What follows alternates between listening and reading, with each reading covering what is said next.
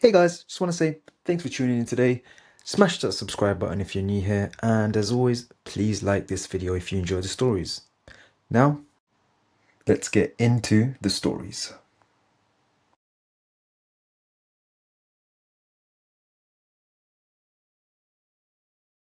I knew something was wrong before she even sat down. It was just a normal Friday night, the kind where the air feels thick and the restaurant smells like grilled onions and cheap candles. I almost didn't go. I matched with her 3 days earlier on an app I barely used. Her profile looked regular. Normal pictures, a couple with friends, one with a golden retriever, one in front of a lake. No red flags. She seemed funny in her messages. Nothing weird. Just basic small talk about school and music and how bad dating apps are. I got there early because I'm awkward like that. I picked a booth in the back corner of this burger place near the highway. The place had sticky menus and those fake plants that collect dust. I kept checking my phone, half hoping she would cancel so I could go home and play games. Then she walked in. She looked exactly like her pictures. Brown hair, oversized hoodie, ripped jeans. She scanned the room and locked eyes with me like she already knew where I was sitting. She didn't hesitate. She just came straight over. The first thing she said after sitting down wasn't hello. She said my mom's maiden name, just casually, like she was asking if I wanted fries. I laughed because that's what you do when something doesn't make sense. I figured maybe she guessed, or maybe she knew someone from my town. It's not that big of a place. People talk. Maybe we had mutuals. But then she smiled in this way that didn't match the situation, like she had just confirmed something. I asked how she knew that name. She shrugged and said it sounded nice. That was it. The rest of the date started normal again. We ordered burgers. Mine was $14 and honestly not even that good. She talked about a road trip she took last summer. She asked about my classes. She seemed completely relaxed, almost bored, like this was just another random Friday. But then she started slipping in small things. She mentioned the street I grew up on. Not just the street. She said the house with the blue mailbox at the end of the cul-de-sac. That was my house. I felt my stomach drop, but I tried to keep it together. I asked if she used to live around there. She said no. Just no. No explanation. She picked at her fries and looked around the restaurant like nothing weird had happened. I kept telling myself there had to be a normal reason. Maybe she read something old online. Maybe I forgot what I posted when I was younger. Maybe my Facebook from middle school was still public. But I knew for a fact there were no childhood details online. My parents were strict about that. No baby pictures on the internet. No location tags. Nothing. Dessert came, and I was already thinking about how to leave without looking dramatic. She reached in her tote bag while the waitress cleared our plates. I thought she was grabbing her wallet. She pulled out a small photo album. Not a phone. Not printed screenshots. An actual photo album, the kind with plastic sleeves. She opened it and turned it toward me. The first picture was me at 5 years old, sitting on my grandma's porch. I was wearing a red superhero shirt and holding a melted popsicle. I remember that day. My cousin dropped the camera right after taking that picture and everyone yelled. That photo was never online. I know that because I was the one who found it in a box last year when we cleaned out the attic. She flipped to the next one. Me at 7, missing my front tooth, standing in front of our old Christmas tree. The tree we threw out before we moved. That photo stayed in a frame in our hallway until my mom packed it away. She kept turning pages. Me at my 10th birthday party in our backyard. Me to sleep on the couch with our old dog. Me on the first day of 6th grade. I couldn't even process it. It didn't feel real. It felt staged, like someone had made fake versions of my memories. I asked where she got them. She didn't answer directly. She just said she likes collecting things. Collecting. Like I was a hobby. My head was spinning. I started going through every possibility. Maybe she hacked something. Maybe someone in my family knew her family. Maybe my mom gave photos to someone years ago. Then she showed me one that made my chest feel tight. It was a picture of me in my bedroom at 13, sitting on the floor, playing a video game. The angle was from the doorway. That photo was not taken by anyone in my family. I remember that day clearly because I was grounded. I was alone in the house. My parents were at work. My sister was at a friend's place. I looked at the background. My bedroom door was slightly open in the picture, like someone was standing in the hallway. I felt cold even though the restaurant was warm. She watched my face the whole time, like she was studying my reaction. I started noticing little things I had ignored before. She knew which high school I went to before I mentioned it. She knew the name of my childhood dog without me telling her. She knew that my dad drives a gray truck, not black like most people assume. This wasn't random guessing. This was years of watching. I asked her how long she had known about me. She tilted her head like she was considering how honest to be. Then she said since the blue mailbox. We moved out of that house when I was 9. That meant she had known about me for almost a decade. I tried to think back. Was there ever a girl watching from a window across the street? Anyone who came to our yard sales? Anyone who stood too long at the park? Nothing clicked. The waitress came back and asked if we wanted anything else. I could barely speak. She answered for both of us and said no. When the bill came, she paid before I could reach for it. She said she likes taking care of things. I didn't argue. I just wanted out. We walked outside together. The parking lot lights flickered like they always do at that place. Cars passing on the highway made that constant rushing sound. She told me she was glad I finally matched with her. That word finally stuck with me, like she had been waiting. I asked what she meant. She said she had tried before under different names but had never swiped right. That made my skin crawl. How many accounts had she made just to get to me? How long had she been trying? I didn't know what to say anymore. I just nodded like an idiot. She hugged me before leaving. Her arms were cold. She whispered something into my ear. She said she has more recent photos too. Then she walked to her car and drove off like this was the most normal date ever. I stood there for a minute trying to breathe. When I got home, every light in our house was on. My mom was in the kitchen. My dad was watching Ta. Everything looked normal. I went to my room and closed the door. I checked my closet. Under my bed, the window lock. Nothing looked disturbed. But when I sat down at my desk, I noticed something small. My bookshelf had been rearranged. Not completely, just slightly. One of my old trophies was turned facing the wall. I never do that. Tucked behind it was a photo I had never seen before. It was from earlier that night. Me sitting in the restaurant booth, staring down at the photo album, taken from behind me. Close enough that you could see the back of my neck. I haven't matched with anyone since. I deleted the app the second I saw that picture. I haven't told my parents because I don't even know how to start that conversation. Sometimes when I'm reading in my room late at night, I think about the angle of that bedroom photo from when I was 13. And I wonder how many times she stood in our hallway without me knowing.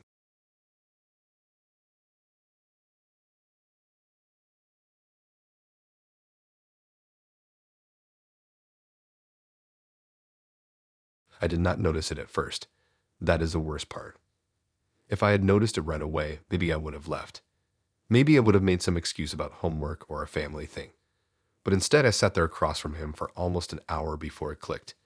And by then it already felt too late. I matched with him on a random Tuesday night when I was bored, and I reading through profiles like it was a game. His pictures were simple. Nothing flashy. One in a coffee shop, one outside by a river, one in his car smiling at the camera. He looked normal. Brown hair, clear skin, kind of soft looking. Not intimidating at all. He had this calm vibe in his bio, talking about hiking and wanting something serious. We talked for about a week. He was funny in a dry way. He remembered little details about things I told him, like my favorite snack or how I hate when people chew loud. It felt thoughtful. He suggested we meet at this old bowling alley that had been turned into a diner. It sounded different and I liked that, not the usual movie or coffee thing. The place was about 20 minutes from where I live. It used to be a bowling alley in the 90s and they kept the neon lights and the wood lanes as decoration. The booths were red vinyl and the floor still had those scuff marks from bowling shoes. It smelled like fried food and cleaning spray. He was already there when I walked in. He stood up when he saw me and smiled in a way that almost felt too perfect. Not creepy, just very steady, very controlled. His eyes locked on mine immediately and did not move away. I remember thinking he had really nice eyes. Light blue, almost gray. Clear. Bright. We sat down and started talking like normal people on a first date, where we grew up. What we wanted to do after college. Stupid stuff like favorite movies. He was smooth without trying too hard. He leaned in just enough. He laughed at the right times. And the whole time, He did not blink. I did not realize it for a while because who tracks that? But at some point, maybe 20 minutes in, I noticed his eyes felt too steady, like a photo. Like when you stare at someone in a picture and they stare back the same way no matter how long you look. I blinked a few times on purpose, just to see if maybe I was imagining it. He did not blink back. I told myself maybe he just blinked when I looked down at the menu. Maybe I missed it. Maybe I was being dramatic. Our food came. I ordered a burger and fries, $16, which felt overpriced, but whatever. He ordered a milkshake and fries. He barely touched them. He kept looking at me. Not glancing. Looking. Every time I took a bite, his eyes followed the movement. When I reached for my drink, his eyes tracked it. It was subtle but constant, like he was studying how I moved. I tried to break eye contact by looking around the diner. There were families at the other booths. A group of older guys near the counter watching a game on a small TV. It felt safe. Normal. When I looked back at him, his eyes were still open the exact same way. Not red, not watery, just open. I started counting in my head.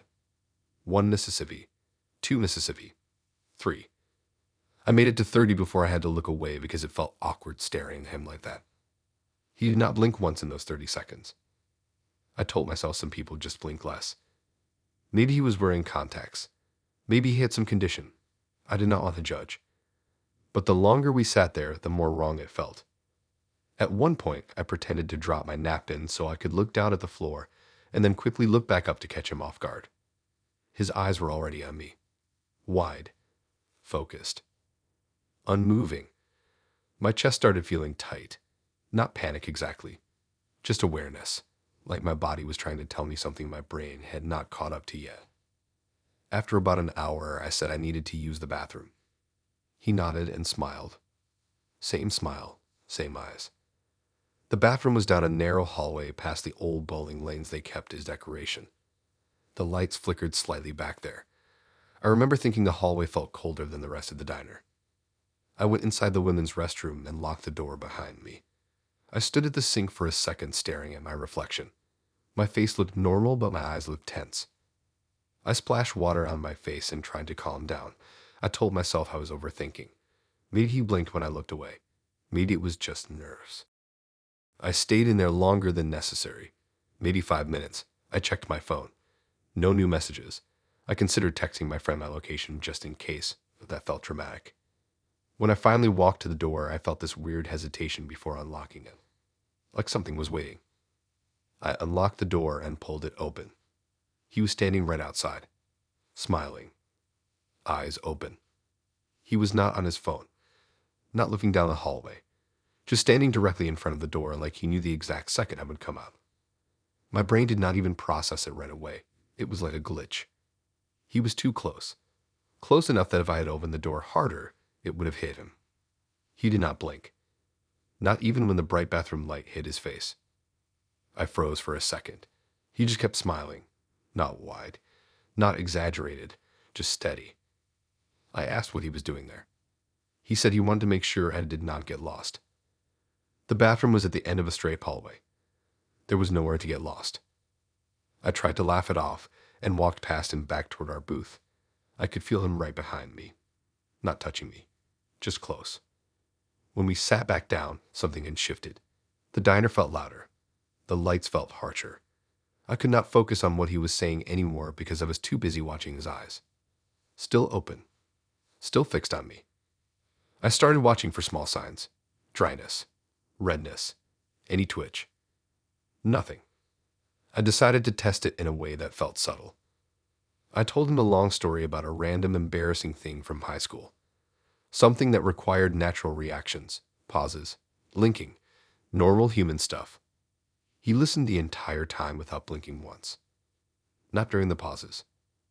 Not when he laughed.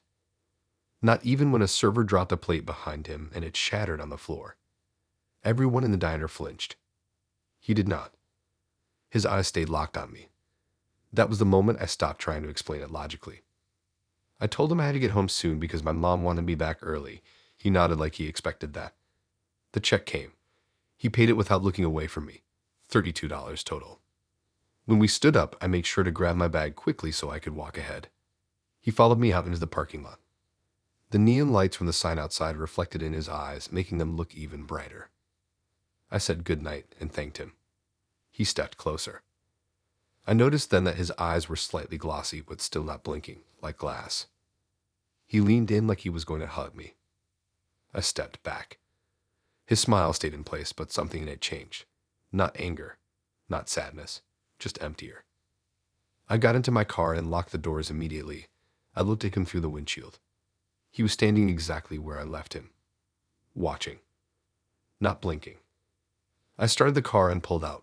In my rearview mirror, I could still see him under the neon light. Eyes open, unmoving. I drove home with this heavy feeling in my stomach, like I had just narrowly avoided something I did not understand. When I got home, I sat in my car for a minute before going inside. I checked my phone. He had already sent a message. It said he had a really great time watching me tonight. Watching. Not hanging out. Not talking. Watching. I did not respond. I went straight to my room and locked the door. I kept replaying the bathroom moment in my head. How he was standing there before I even opened it. Like he had been listening for the exact second the lock turned. I barely slept. The next morning, I woke up to another message. It said he did not like when I closed my eyes for too long. That was it. No emoji, no explanation. I blocked him immediately, deleted the app right after. Later that day, I kept thinking about the diner, about the hallway, about how he stood outside that door before I even opened it. And the worst part is this. I cannot remember a single moment from that entire night where he blinked. Not once.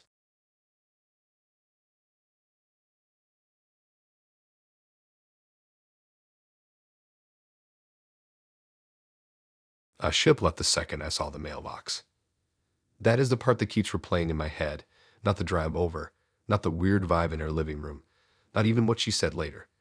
It is the mailbox, because there is no way to explain that part without it sounding insane. I matched with her on a Sunday night when I was half asleep and swiping without thinking. Her profile was kind of different from the usual ones. Less filtered pictures, more random stuff. One of her painting in her kitchen. One sitting on the floor surrounded by candles. One blurry mirror selfie. Her bio said she believed in energy and alignment and that she was looking for something the universe had promised her. I almost swiped left because that sounded intense. But she was pretty in a natural way. Dark hair, soft smile, this calm look in her eyes, so I swiped right. We matched instantly. Our messages were not flirty at first. They were kind of deep right away. She asked what I thought my purpose was. Who I used to be as a kid. If I believed things happen for a reason. I answered in a normal way. Not too deep, not too shallow. She kept saying stuff like that makes sense and I knew it. I did not know what that meant, but it felt harmless. After about a week of talking, she suggested I come over to her place instead of meeting somewhere public. She said she made dinner and did not feel like going out. Normally, I would not agree to that for a first date, but we had been texting nonstop and she seemed genuine. Plus, she sent a picture of the food she was making, and it actually looked good. She lived about 30 minutes away from where I live. Her neighborhood was quiet, mostly small houses with narrow driveways and old trees. It was already dark when I pulled up, around 8 p.m. I parked on the street and checked the address on my phone. It matched. I walked toward the house, and that is when I saw it. The mailbox was mounted on a wooden post at the end of the walkway. My name was engraved on a small metal plate attached to it. Not written in marker. Not taped. Engraved. First and last name. Spelled correctly. I actually stopped walking and just stared at it. I looked around like maybe it was a joke. Maybe someone else on the street had the same name as me. Maybe I was at the wrong house. But the house number matched the one she sent. My heart started beating so hard I could hear it in my ears. I walked closer and touched the metal plate just to make sure it was real. It was cold. Permanent. Not something you do in 5 minutes as a prank. I stepped back and looked at the house. The porch light was on. The curtains were slightly open, and I could see movement inside. My phone buzzed. A message from her saying she was excited I was finally there. Finally. I should have left. Instead, I walked up to the door and knocked. She opened it almost immediately like she had been standing right there waiting. She smiled the same way she did in her pictures. Calm. Soft, like nothing was strange. I tried to act normal and stepped inside. Her house smelled like vanilla candles. The lighting was low, mostly lamps instead of the main overhead lights. There were plants everywhere, crystals on shelves, framed quotes about destiny and alignment. I kept thinking about the mailbox. I asked her about it as casually as I could. She did not look confused. She did not look embarrassed.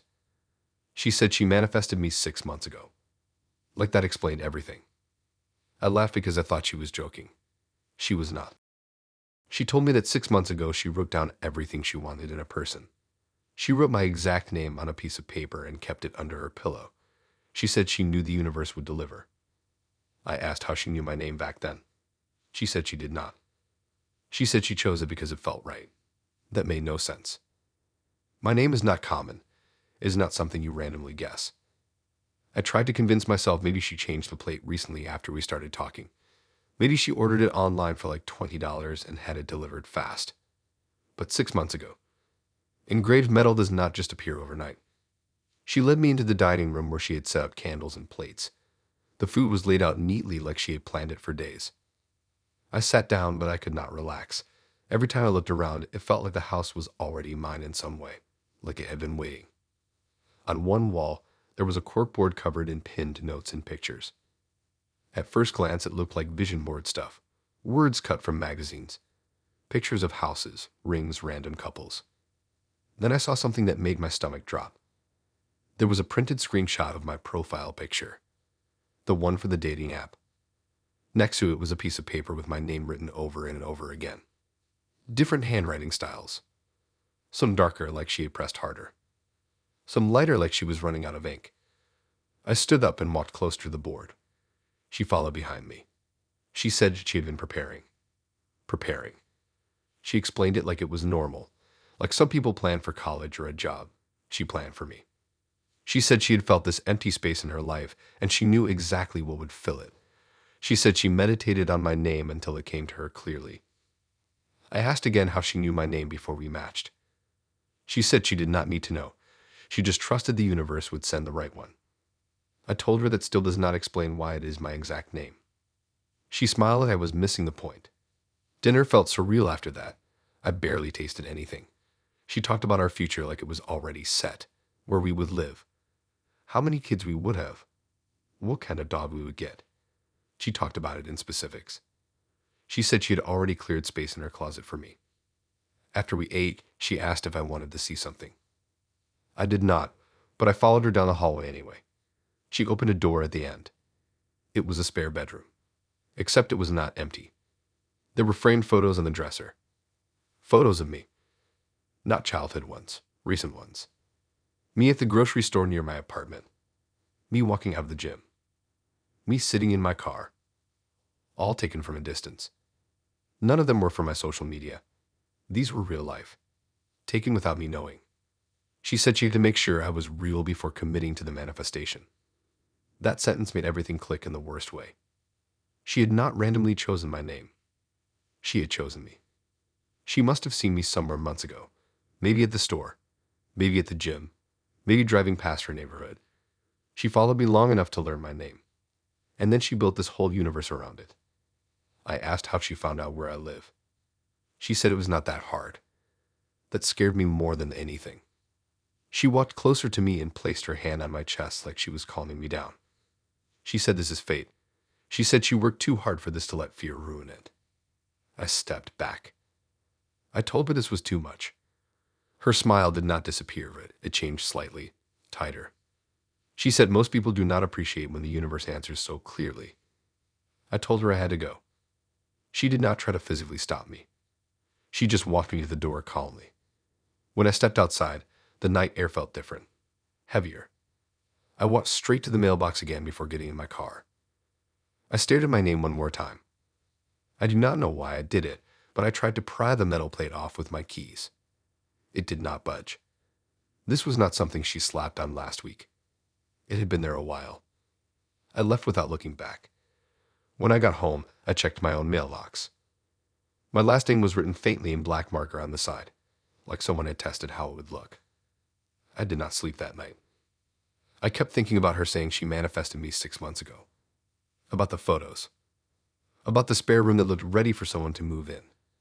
The next morning, I drove past her house again just to make sure I had not imagined the mailbox. It was still there. My name still engraved. But underneath it, there was a second metal plate. Blank.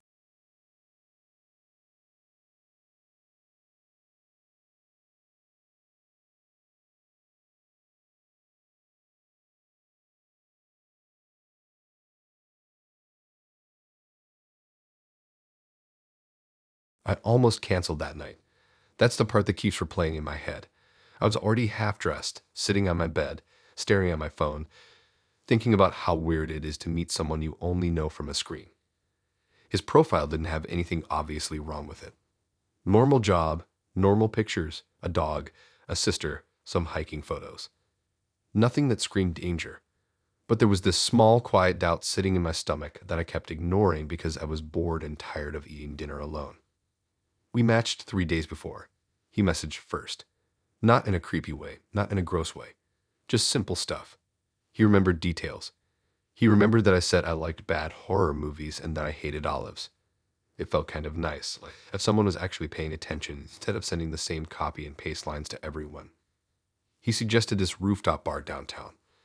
Not the trendy one everyone posts on their stories, but a quieter one above a hotel that mostly business travelers use. I had never been there, but I read a few reviews and it seemed fine. Nothing flashy. He said he wanted the first date to feel different. That should have been my second clue. When I got there, the elevator ride up felt longer than it should have. The bar was dim and warm, with those hanging lights that make everyone look better than they actually do. Soft music. Not too loud. A view of the river cutting through the city. I remember thinking this was way nicer than any first date I had ever been on. He was already there, standing when I walked out of the elevator like he had been watching it. He smiled immediately. Too immediately, but I brushed that off too. He looked exactly like his pictures. Same brown hair, same clean jacket, same watch he wore in one of the photos. He hugged me lightly and pulled my chair out. It felt almost old-fashioned. I remember thinking maybe I had finally matched with someone who actually put effort in. We barely had time to look at the menu before he ordered champagne. Not a glass, a bottle. I laughed because it felt dramatic for a first date, but he didn't laugh with me. He just looked at me in this focused way, like he was studying my reaction.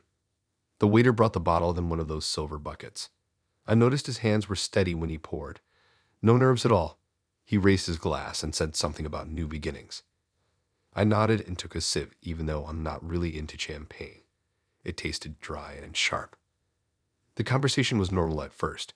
Where I grew up, what I do, what I want to do eventually. He listened closely. Too closely. Like he was memorizing every word. I started noticing small things. He knew the neighborhood I live in without me telling him. He mentioned a coffee shop near my apartment that I go to sometimes. I asked how he knew about it, and he said he had a friend in that area. I let it slide, but something about the way he said it felt rehearsed. Halfway through the bottle, he reached into his jacket pocket. I thought maybe he was pulling out his phone. Maybe he was going to show me a picture of his dog. Instead, he set a small black ring box on the table between us. I actually laughed. I thought it was a joke. Some over the top bit to make the date memorable. My brain tried to keep it light. First dates don't involve ring boxes unless someone is trying too hard to be funny. He didn't laugh. He just pushed it closer to me. My stomach dropped so fast, it felt like missing a step in the dark. I remember thinking this had to be some kind of prank. Maybe hidden cameras. Maybe one of those social media stunts. I opened the box. Inside wasn't a ring. Inside was a small, neat coil of hair, light brown, tied with a thin piece of thread. It took me a second to register what I was looking at. My brain kept rejecting it, like, no, that's not hair. That's not what that is. But it was. And it looked exactly like mine. I didn't touch it. I just stared at it sitting in that velvet box like it was something delicate and important. I looked up at him. His face was calm, almost proud, like he'd just shown me something impressive. My thoughts were scrambling. Maybe it wasn't mine. Lots of girls have brown hair. Lots of girls straighten it like I do. But then I remembered something small and stupid. 2 weeks ago, I had trimmed a piece of my hair in my bathroom because it was uneven. I had cut a small section from underneath and tossed it in the trash. Suddenly, I could see my bathroom in my head. The trash can. The bag I took out the next morning and left by the door for a few hours before taking it down. He started explaining without me asking anything. Explaining how special connections deserve something real. How apps are fake and shallow, but this felt different to him. How he wanted something tangible to represent fate. I couldn't fully process the words. My ears were ringing. All I could see was that small lock of hair sitting in front of me. I tried to think logically. Maybe he got it from my hairbrush somehow, but he had never been to my place. I had never given him my address. Except I had once posted a picture of my balcony view on my profile story, and my building has a very recognizable mural on the side. I felt cold all over. He leaned forward slightly, still calm, still steady, telling me how he liked to be prepared, how he doesn't believe in wasting time, how when he knows he knows. I realized he had stopped eating completely, his plate barely touched. He had been watching me the whole time instead. I stood up so fast my chair scraped loudly against the floor. A couple at the next table glanced over. I didn't care. He reached for my hand, but I pulled it back before he touched me. The ring box tipped slightly, but didn't fall. The hair stayed perfectly in place. I said I needed air. I don't even remember if the words came out clearly. I just remember backing away from the table like it might explode. The elevator ride down felt suffocating. I kept expecting him to follow me in, but the doors closed before he reached them, or maybe he didn't even try. I don't know. When I got outside, the night air hit me and I finally felt my lungs work again. I walked fast. Not running, just fast. I didn't look behind me because I was scared of what I might see. I called my best friend while walking, hands shaking so badly I almost dropped my phone. I told her everything in one messy rush. She thought I was exaggerating at first. Then she heard my breathing and realized I wasn't joking. I didn't go home that night. I went to her apartment instead. I didn't want to be alone. The next morning, I checked the app. His profile was gone. Not unmatched. Gone. I told myself maybe he deleted it. Maybe he realized he went too far. Maybe he was embarrassed. Then 2 days later, I got a small padded envelope in my mailbox. No return address. Inside was a printed photo of me walking into my building, taken from across the street. The date stamp on the corner was from 3 days before our date, before the champagne, before the ring box. My hair in the photo was tied back. I don't post my building anymore. I don't post my routines. I moved apartments a month later. I changed my number. I even cut my hair short, way shorter than I ever have before. Sometimes I still think about that box sitting on the table under those warm lights. How confident he looked. How planned it all felt. Like I had just stepped into something that had been in motion long before I agreed to that date. I never found out how long he had been watching. I never found out if he still is.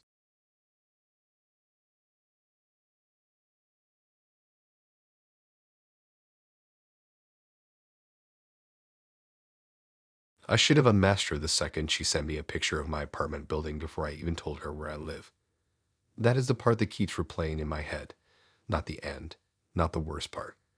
Just that tiny red flag that I laughed off because she was funny and way out of my league, and the kind of girl who replies in full paragraphs instead of one-word answers.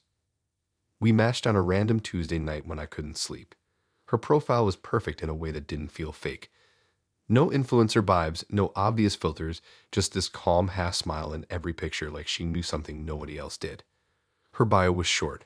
Horror movies, bad coffee, long walks at night. I messaged her something dumb about coffee tasting like burnt water, and she came back with this whole rant about how that is the point. We went back and forth for hours. She was flirty, but not in a loud way. More like she'd say something normal and then add one sentence that made my brain short circuit. She asked questions that were too specific. What side of the bed I sleep on? Whether I lock my windows even on the third floor. If I snore. I told myself she was just being playful. Mysterious in a cool way. The picture of my building happened the next day. She sent it like it was nothing. Said she liked the brick. I told her that was weird because I never told her where I lived. She replied that the app sometimes shows distance, and she guessed. I believed that, or pretended to. We planned a date for Friday at this small ramen place across town, a kind with dim lights and concrete walls and plants hanging from pipes. Not romantic exactly, just chill. She showed up right on time. Black jacket, dark jeans, hair tied back. She looked exactly like her pictures. which honestly surprised me. At first it was normal. Better than normal. She was even funnier in person. She leaned forward when I talked, like she was actually listening. Most dates feel like job interviews, but this felt easy. She remembered things I had mentioned days ago. The name of my childhood dog. The street I grew up on. I figured she must have read our old messages before coming. I noticed the blinking thing about 10 minutes in. I only caught it because I blink a lot when I'm nervous. Every time I blinked, her eyes were still open. Wide. Focused. Not in a creepy way at first. Just intense. I started counting without meaning to. 1 minute. 2. 5. The waiter came by, took our order, left. She never blinked. Her eyes were glossy but not dry. No redness. Nothing. Just steady. I told myself I probably just missed it. People blink fast. But then I focused on it. 20 minutes in, I realized she hadn't blinked once since I started paying attention. I joked about it.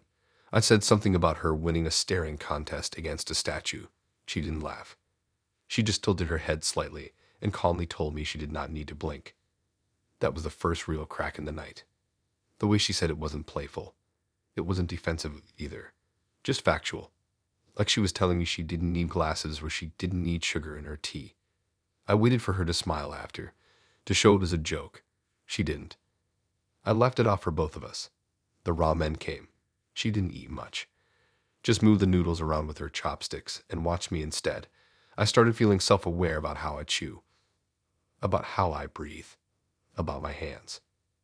Every time I looked up, she was already looking at me. No blinking, no looking away. At one point, her phone buzzed on the table. The screen lit up and I saw my name on it. Not my username from the app. My actual full name. First and last. I never told her my last name. I felt this drop in my stomach like when you miss a step on the stairs. I asked her how she had my full name. She said it was easy to find if you know where to look. Again, no smile. No blink. I told myself everyone Googles their dates. That's normal. I've done it too. But the way she said it made it sound like she didn't just Google me, like she dug. After we ate, she suggested we walk by the river. It was cold, but not freezing. The path was mostly empty, just a couple walking a dog way ahead of us. The streetlights flickered a little, giving everything that orange tint that makes it feel like a movie scene. She walked close to me, but never touched me. Our shoulders almost brushing, but not quite. She asked me how I'd want to die. Not in a dramatic way, just casual, like asking about favorite pizza toppings. I tried to make it a joke, said something about old age in my sleep. She nodded slowly and said that was boring. She started listing ways people actually die, specific ones, with weird details that felt too researched. Times, angles, how long it takes for someone to lose consciousness in cold water. I asked her why she knew all that. She said she liked studying anatomy. We stopped at the railing by the river. The water was dark, barely moving. She leaned over slightly and looked down, still not blinking. I realized I couldn't remember what her eyes looked like closed. My phone buzzed in my pocket. I almost jumped. It was a notification from the app we met on. It said I had been tagged in a post. My heart started racing for no clear reason. I opened it. It was a live stream from her account. The title said First Date Autopsy. My brain didn't process it at first.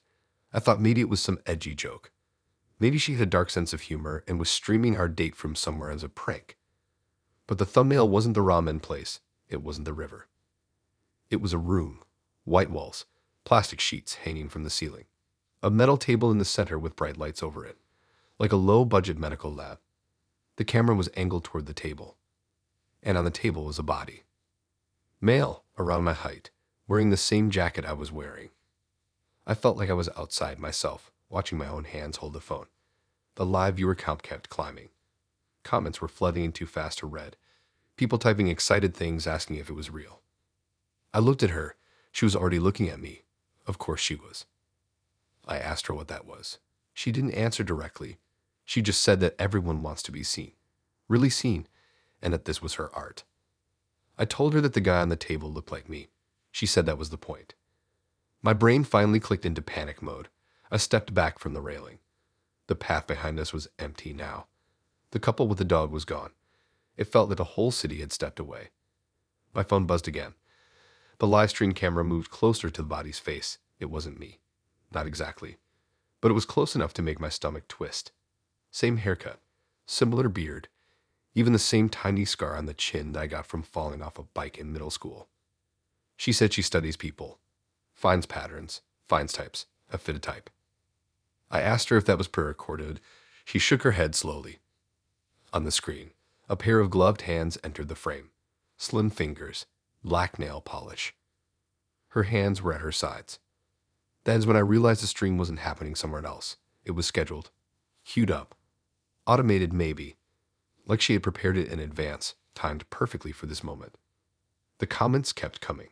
People were asking when the real one would be on the table. The real one.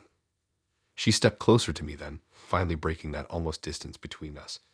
She reached up and touched my face, her fingers cold. I noticed her pulse in her neck. It was barely there, or maybe I just couldn't see it. She said she doesn't need to blink because she trained herself not to, that it makes people uncomfortable, and that is part of it. She said most men don't notice until it's too late. I backed away again and almost hit the railing. My heels slipped a little on the damp concrete. My phone slipped from my hand and hit the ground, but didn't break. The live stream kept going, the camera now zooming in on the body's chest. She looked at the phone on the ground, then back at me. Her expression didn't change. I ran. I didn't think about dignity or explanations or anything. I just ran down the path as fast as I could. I heard her footsteps behind me at first, light and steady. Not rushing, just following. I didn't look back. I cut through a side street, then another. My lungs burned. My legs felt weak. I finally ducked into a crowded bar 3 blocks away and stood there pretending to text while trying not to collapse. I checked the app again. The live stream had ended. Her profile was gone. Unmatched. Deleted. I went home and locked everything. Windows, doors, even the bathroom window that never closes all the way. I didn't sleep. Every time I closed my eyes, I saw a metal table. The next morning, I searched her name online. Nothing. No social media. No records, like she never existed.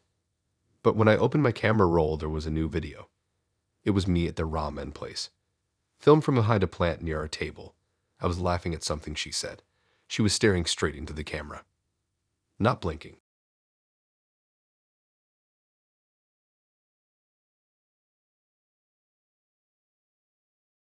I knew the date was going to be weird the second I saw the third phone. Not the first one. Everyone has a phone. Not even the second one. Because some people carry a work phone and a personal phone and act like that makes them important. But the third one did it. 3 phones, all face up on the table like they were part of the dinner plan, lined up perfectly next to his water glass. I almost turned around and left before he saw me, but he already stood up and waved like we'd known each other for years. We meshed 2 weeks before. His profile was lucky but solid. Good job. Decent pictures. Not too try hard. He looked normal. Kind of quiet. His bio said he liked late-night diners and old horror movies. That felt harmless. Comforting even. He picked the place. Not some fancy rooftop spot. Just a 24-hour diner off the highway with neon lights that flickered in booths that still smelled like cleaning spray. It was around 9 at night, not too crowded. A few truck drivers, a couple arguing in the corner, a waitress who looked tired of everyone. He hugged me when I got there, which caught me off guard. He smelled like clean laundry. Nothing strange. We slid into a booth across from each other. That is when I saw the phones. 3 different models. 1 black, 1 silver, 1 dark blue. All unlocked. All face up. Screens glowing softly like they were waiting for something. I joked about him running a small business from the booth. He just smiled and said he liked staying connected. The first 10 minutes were normal enough. He asked about my job, where I grew up, the usual stuff. He was calm. Steady eye contact, but not intense. Polite. Almost boring in a safe way. Then one of the phones buzzed. We both looked down automatically. The screen lit up with a contact name that made my stomach twist. Wife. Just that. No emoji. No last name. Just wife. I waited for him to flip it over or silence it. He didn't. He let it ring twice before it stopped. He didn't even glance at me to see my reaction. I told myself maybe it was a joke. Maybe he labeled his mom that as some weird humor thing. People do dumb stuff like that. Exactly 10 minutes later, a different phone buzzed. I felt it in my chest before I even looked. Same thing. Different phone. Same contact name. Wife. This time it stayed lit longer. I could see part of the message preview. Where are you? He reached over and gently tapped the screen so it went dark. Still no explanation. Still that calm expression. I asked him about it. Not accusing. Just casual, like, hey, that is a weird contact name. He smiled wider. Not embarrassed. Not nervous. Just amused. He said they were not his wives. I laughed because that was the only reaction my brain had ready. I asked what that meant. He said they were mine. I actually thought he was joking at first, like some dumb pickup line about how I looked like marriage material, but his face didn't change. No hint of humor. I felt this weird pressure in my ears like when you're on a plane. I told him that didn't make sense. He leaned back and folded his hands on the table like he was about to explain a project. He said the names are placeholders, organizational tools. He said everyone has roles in their life, whether they know it or not. Before I could even process that, my own phone buzzed in my purse. I froze. I hadn't told him I was there yet. None of my friends knew I was on this date. I keep that stuff private until I know someone isn't crazy. I slowly pulled my phone out. Unknown number. The message was short. Blue sweater. Booth by the window. You look nervous. My skin felt hot and cold at the same time. I looked around the diner. Nobody was staring at me. The truck drivers were focused on their plates. The arguing couple was still going at it. The waitress was wiping down the counter.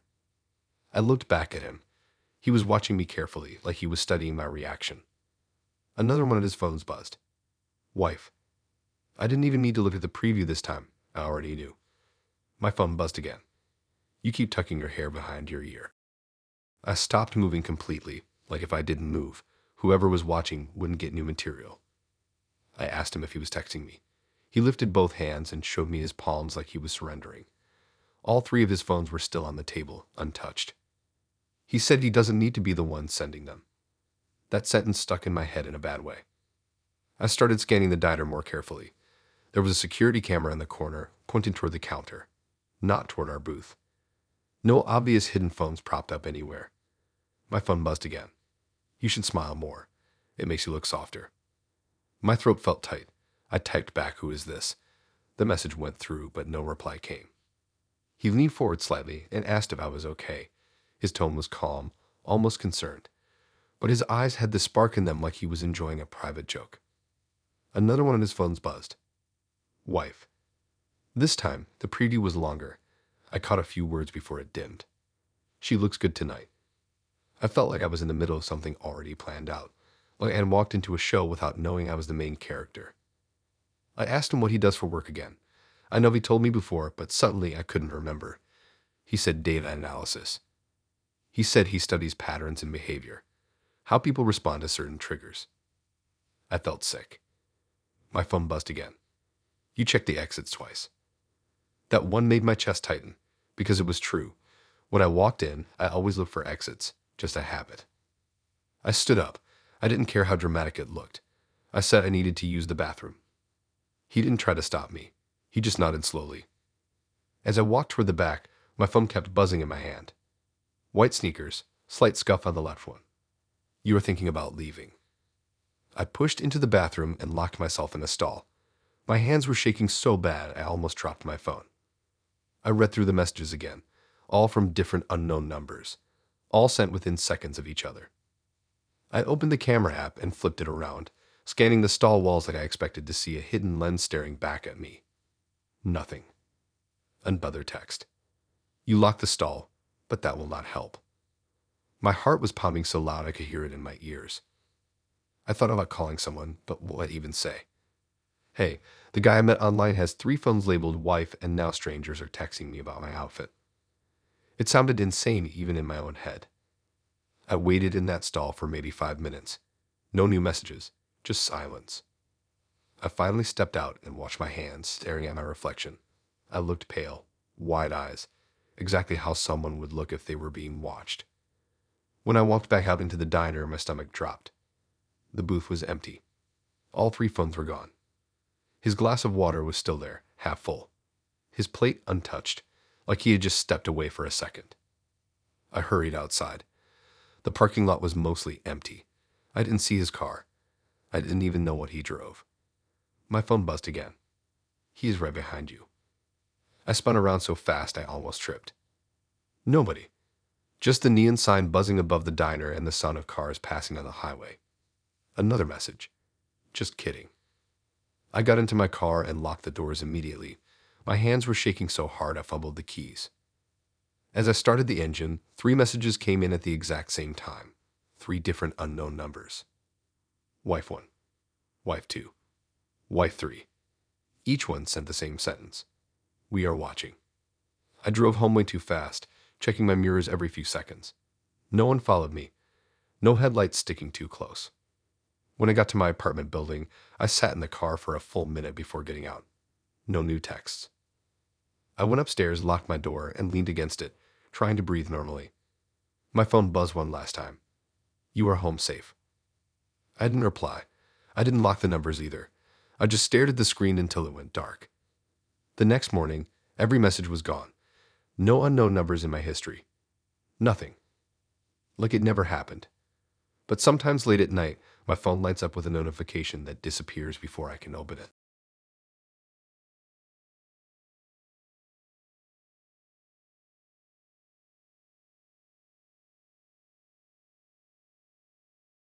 I used to think the worst thing that could happen on a coffee date was awkward silence. Maybe bad breath. Maybe realizing the person looks nothing like their pictures.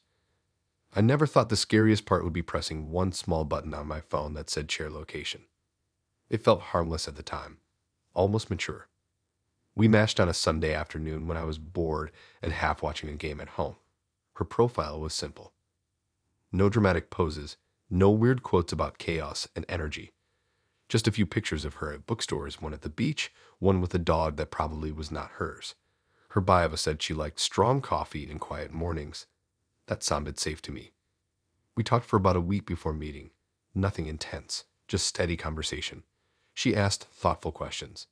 Not invasive. Just enough to make it feel like she cared. She remembered small details, like that I hate olives and that I used to live near the coast when I was a kid. We agreed to meet at a small coffee shop downtown. Not one of those big chains. This one had mismatched chairs and local art on the walls and indie music playing softly. The kind of place where everyone types on laptops and pretends to be busy. I got there early because I hate walking in late and scanning the room like an idiot. I ordered a black coffee and waited near the window. When she walked in, I recognized her instantly. She looked exactly like her photos. Brown jacket, hair down, calm face. She smiled when she saw me, and it didn't feel forced. The date was actually good, like surprisingly good. We talked about normal stuff at first. Work, college, dumb stories from high school. Then it shifted into deeper things. Fears, routines, the kind of stuff you usually save for later. She listened closely, leaned in slightly when I spoke, made eye contact in a way that felt steady but not intense. She asked where I worked and I gave a vague answer. I said I worked in logistics for a distribution company, which is true, but I didn't say the name or location. I don't usually give that out right away. About an hour in, she brought up safety. She said she always shares her location with people when she goes on dates. Her sister, her best friend. She said it made her feel less exposed. I nodded because that makes sense. Girls deal with a lot more risk on dates than guys do. I told her I understood. Then she asked if we could share locations with each other too, just for the night, so she would know I got home safe and I would know she did too. It sounded responsible, almost sweet, like we were both looking out for each other. I hesitated for maybe 2 seconds, then I agreed. We pulled out our phones and did it right there at the table. I watched her name pop up on my map. She watched mine appear on hers. We finished our coffee, walked around downtown a little. Nothing dramatic, just normal date stuff. When we said goodbye, she hugged me quickly and told me to text her when I got home. I did. She replied almost instantly with a heart emoji and said she was glad we shared locations. That night, I forgot to turn it off. I woke up the next morning to my alarm at 6:30. I checked my phone out of habit. I saw her name still sitting there in the location sharing tab. I thought about disabling it but figured it wasn't urgent. I was running late. I showered, got dressed, grabbed my keys, and left. I work in an industrial area on the edge of town. Warehouses, trucking companies, wide empty roads. Nothing scenic. Definitely not somewhere you would randomly hang out. I parked in my usual spot near the side entrance. As I stepped out of my car, I noticed another car parked a few spaces down. Engine running. I wouldn't have thought anything of it, except I recognized the car. Same color. Same small dent on the back bumper that I remembered from when we walked past it after the date. My stomach dropped so fast it almost made me dizzy. The driver door opened. It was her. She stepped out like this was the most normal thing in the world. Casual clothes, sunglasses, slight smile. I walked toward her slowly because my brain was still trying to find a logical explanation. Maybe she worked nearby. Maybe this was a coincidence. But I knew it wasn't. I never told her where I worked, not the company name, not the street. Nothing. She waved like we had planned this. She said she was in the area and thought she would surprise me. In the area. There is nothing in this area. No shops. No restaurants. Just loading docks and security gates. I asked how she knew where to find me. She tilted her head slightly and said we were sharing locations. That is when it hit me. My phone. I had shared my location with her. Live, real time. She could see exactly where I was when I left my apartment. She could have followed the little blue dot all the way here. I told her that was just for last night. She said she never agreed to a time limit. She said if we are serious about getting to know each other, transparency matters. The word serious felt heavy. We had one coffee. I told her I needed to get to work. She stepped closer and asked what time I got off. I didn't answer. I just walked toward the entrance. All day, I couldn't focus. Every time my phone buzzed, my chest tightened. She sent me small updates. I am still nearby. I grabbed breakfast. Traffic is weird today. I looked out the warehouse window during my lunch break and saw her car still parked in the lot. She had been there for hours. I finally turned off location sharing during a bathroom break. My hands were sweating while I did it, like she would somehow know the second I tapped the button. About 5 minutes later, my phone rang. Her name. I didn't answer. She texted instead. Why did you stop sharing? I didn't reply. Another text. I thought we trusted each other. The rest of the day felt endless. When I left at 5, her car was gone. That should have made me feel better. It didn't. When I got home, I double-checked that location sharing was off. Completely disabled, I even restarted my phone just in case. That night, I got a notification for the map app. She started sharing her location with you. I opened it. Her dot was right outside my apartment building. My heart started pounding so loud I could hear it in my ears. I looked out my window slowly. There was her car. Parked across the street. Engine off this time. Lights off. Just sitting there. My phone buzzed again. Just making sure you got home safe. I didn't go outside. I didn't text back. I just stood there in the dark, staring down at that car. After about 10 minutes, the headlights flicked on. The car pulled away slowly. I thought that was the end of it. It wasn't. The next morning at work, my manager called me into his office. He looked uncomfortable. He said a woman had come by earlier asking for me. Said she was my girlfriend. Said she was worried because I stopped sharing my location and she could not find me. She described my car perfectly, my schedule too. I felt this cold weight settle in my chest. I asked if he told her anything. He said no, but she seemed persistent. I left work early that day, told that it was a family issue. When I got home, there was a small envelope taped to my door. No stamp, no address. Inside was a printed screenshot of a map. A blue dot. My apartment. Circled in red pen.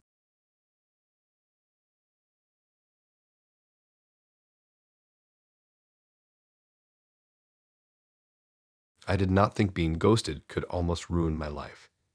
Like, yeah, getting ignored sucks. Everyone knows that. You go from texting every day to staring at a blank screen wondering what you said wrong. It hurts your pride. Maybe makes you question yourself for a week, but I never thought it could turn into something bigger, something planned.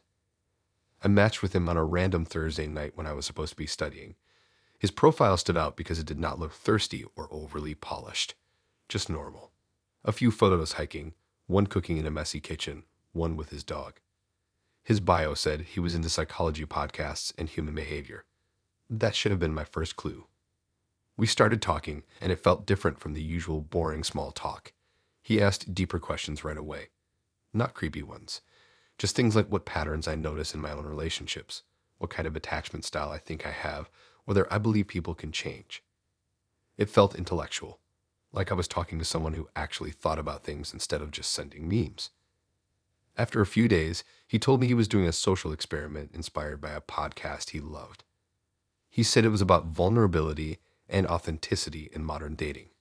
He explained that he was trying to approach dating with radical honesty and observe how people react when someone is fully present.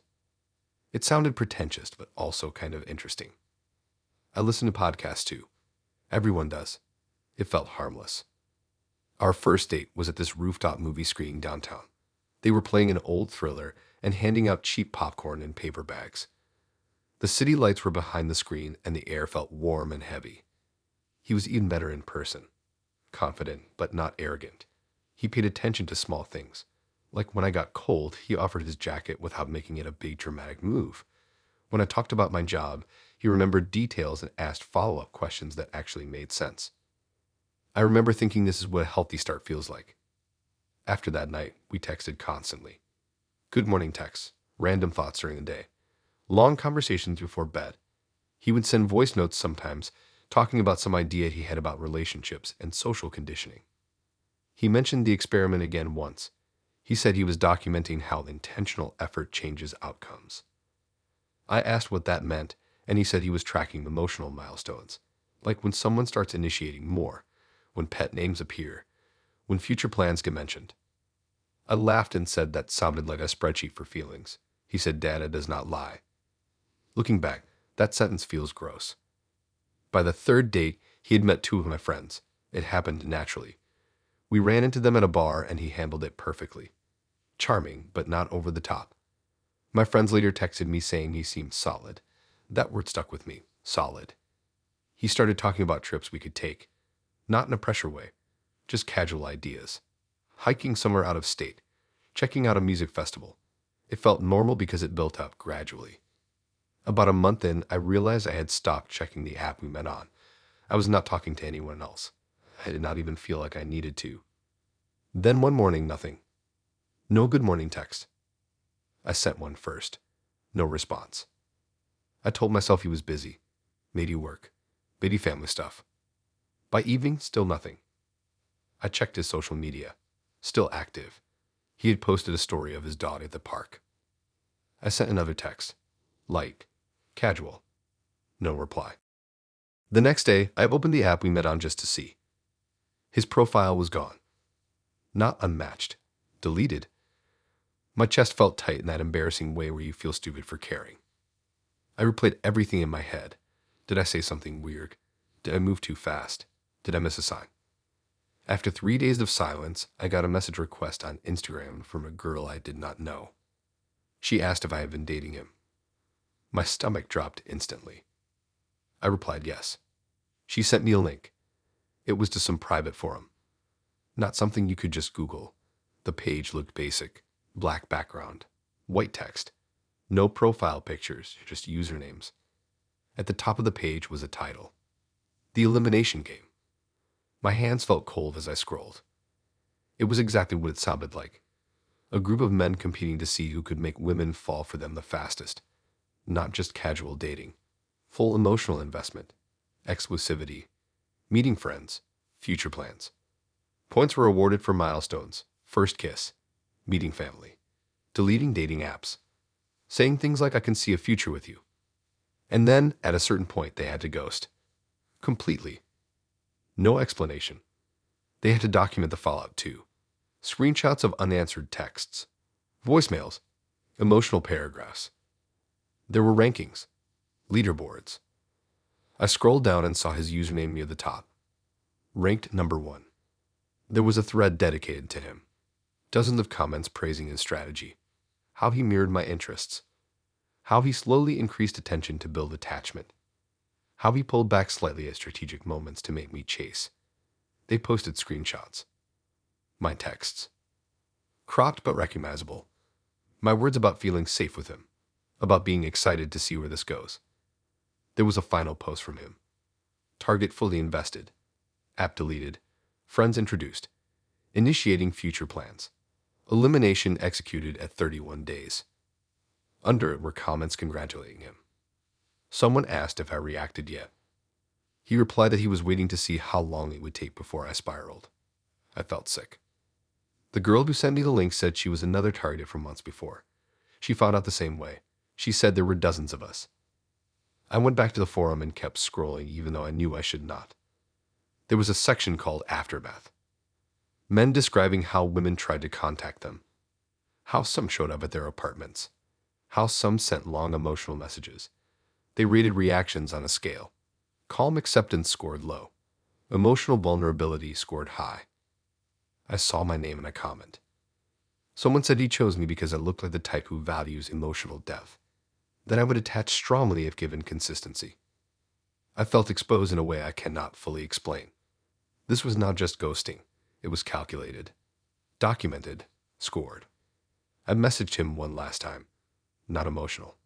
Not angry. Just a single sentence saying I knew. No response. 2 hours later, the forum link stopped working. Either they went private or removed it. The girl who sent it to me said that sometimes when someone finds out, they shut things down and rebrand. New name. Same group. A week later, I saw his profile back on the dating app. New photos.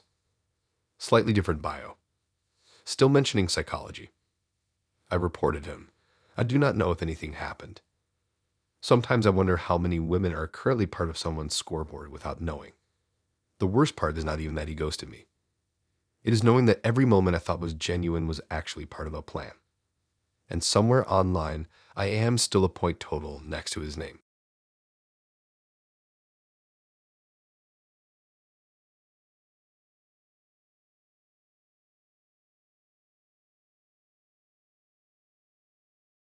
I'd never thought a simple coffee date could feel like walking into someone else's head. I mean, I've been on bad dates before. The kind where you're staring at the floor, pretending to text so you don't have to talk. But this one was different. It started normal and ended with me questioning everything I thought was private about my life. We matched on a weekend when I was scrolling aimlessly through the app. Her profile was weirdly low-key. One photo at a farmer's market, one holding a cup of tea, one with a sketchbook in her lap. No filters, no selfies with dramatic poses, just calm and casual. Her bio said she liked obscure books and history podcasts. Nothing that screamed red flag, just something that made her stand out among the usual crowd. We messaged for a few days. She asked questions that weren't typical. Not like, what's your favorite movie or what do you do for fun? She asked about small details, like how I like to start my mornings, the street I grew up on, whether I kept a journal. At the time, I thought it was cute and attentive. We set up a coffee date at a small local shop in a neighborhood I didn't go to often. Not a chain. Just a place with mismatched chairs, wooden floors, and soft music playing over old speakers. The kind of place where the barista knows your name after a few visits. I got there first and ordered a cappuccino, waiting by the window. She showed up right on time. Olive green jacket, jeans, hair down. She smiled in a calm way, nothing forced. I remember thinking she was prettier than her photos, but not in a flashy way. Just normal, approachable. The date started casual. We talked about work, favorite books, random childhood memories. Nothing alarming. She laughed easily. She listened. She remembered the little things I said without me even pointing them out. That part should have been my first warning. I'd never met someone who could remember such small details without making it weird. Then she said it, just casually mid-laugh while talking about school. She mentioned my third grade teacher's name. I froze. I looked at her, half expecting her to realize she said it out loud. She didn't. She just smiled like it was nothing, like mentioning that name was completely normal. I hadn't told her. Not my friends, not family, not anyone. That name had left my mouth maybe twice in the last decade. I asked myself if I had mentioned it in a message. Forgotten. No, absolutely not. She noticed me pause. She laughed softly and said she loved research. She didn't explain, just kept talking. I laughed too, awkwardly, because I didn't know what else to do. But my stomach had already tightened. The rest of the date went on. I tried to focus on the small talk. She asked about my elementary school, not in detail, just casual questions that sounded like anyone could answer. She even mentioned other random teachers from that period, the cafeteria menu, school events I remembered vaguely. The familiarity was unsettling, but I told myself I was overthinking it. After coffee, we walked a bit through the streets nearby. She didn't try to hold my hand, didn't get too close, just matched my pace. The city smelled like rain and baked bread. The evening was calm, but I couldn't shake the feeling of being observed. She suggested another stop at a small bookstore. Again casual. She browsed while I wandered. She commented on books I liked in the past, titles I had read years ago, the exact editions. I remember thinking how precise that was, how much effort someone would need to know that much about a stranger. We left eventually, and she said she'd like to do this again. I agreed, trying to mask the unease I felt. She walked away, leaving me to my thoughts. Later that night, I decided to check something. I opened a property app, just browsing neighborhoods because I'd been thinking about moving eventually. I typed in my childhood address out of habit, just to see the market value. My heart stopped. The house was listed. Not just listed, but under her name. Every detail correct. Square footage, layout, even the mailbox number. I stared at my phone for minutes, trying to rationalize. Maybe it was a coincidence. Maybe the app had errors. Maybe someone else lived there and it had nothing to do with her. But every instinct in my body screamed otherwise. I tried to block it out. I didn't want to believe it. Maybe she had done normal research. Maybe she just discovered the house through public records. But the casual way she mentioned my teacher, the small details, everything suddenly felt like surveillance instead of coincidence. I went back through our messages. She never asked anything specific that could have revealed these facts naturally. Every piece of knowledge seemed premeditated. I felt exposed, like someone had quietly been mapping my life without my awareness. The next few days, I avoided the app, my phone, everything that could connect me to her. I kept thinking about what it meant that my childhood home, a place I thought was completely private, was now associated with her. How much else could she know? I started noticing small things in daily life. A car parked too long nearby, someone walking a little slower behind me, every glance from strangers that felt heavier than usual. I told myself it was paranoia, but it wasn't. It was fear that someone had the means and knowledge to watch my life from multiple angles. I tried to contact her through the app. Nothing. Unmatched. Deleted. I couldn't find her on social media either. I felt like the knowledge she had about me had disappeared, but the presence lingered, like shadows in familiar spaces. I realized the house listing hadn't been removed. I looked again. The app still showed her as the owner. No explanations, no comments, nothing. Just my childhood address attached to her name. I considered contacting authorities, but what would I say? A girl I met on a dating app knows where I grew up and mentioned a teacher I never told her about. It sounded insane even when I told myself the story aloud. I tried to distract myself with work, friends, everything. Nothing helped. I couldn't erase the feeling that she got a level of access to my life that I didn't invite, that I couldn't control. Weeks passed. The listing stayed. The images, the data, all accurate. My parents had no idea, no one did. And she was gone, vanished, leaving behind only evidence that she had not only paid attention, but acted on it. I stopped using the dating app entirely. I moved some personal accounts to private. Every routine I had, every detail I thought was mundane became suspect. Every online search I did, every public record I accessed, felt like it could tip her off. The worst part was knowing that a single coffee date, casual and normal on the surface, had revealed an invisible line of invasion I could not pull back. Months later, I drove past the neighborhood. My childhood home looked the same. The mailbox, the windows, the trees. Nothing seemed different, but when I opened the property app on my phone, it was still there. Her name attached to the house. I never went back to the neighborhood. I avoided the streets nearby. I avoided thinking about her. But the memory stayed, this quiet, suffocating awareness that someone had studied my life down to details I thought were mine alone. And it wasn't curiosity or coincidence. It was deliberate, planned, a presence I couldn't locate but could not escape.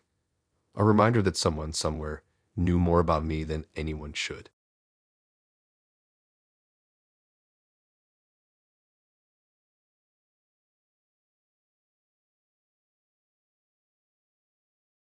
I didn't think cooking at someone's place could go wrong.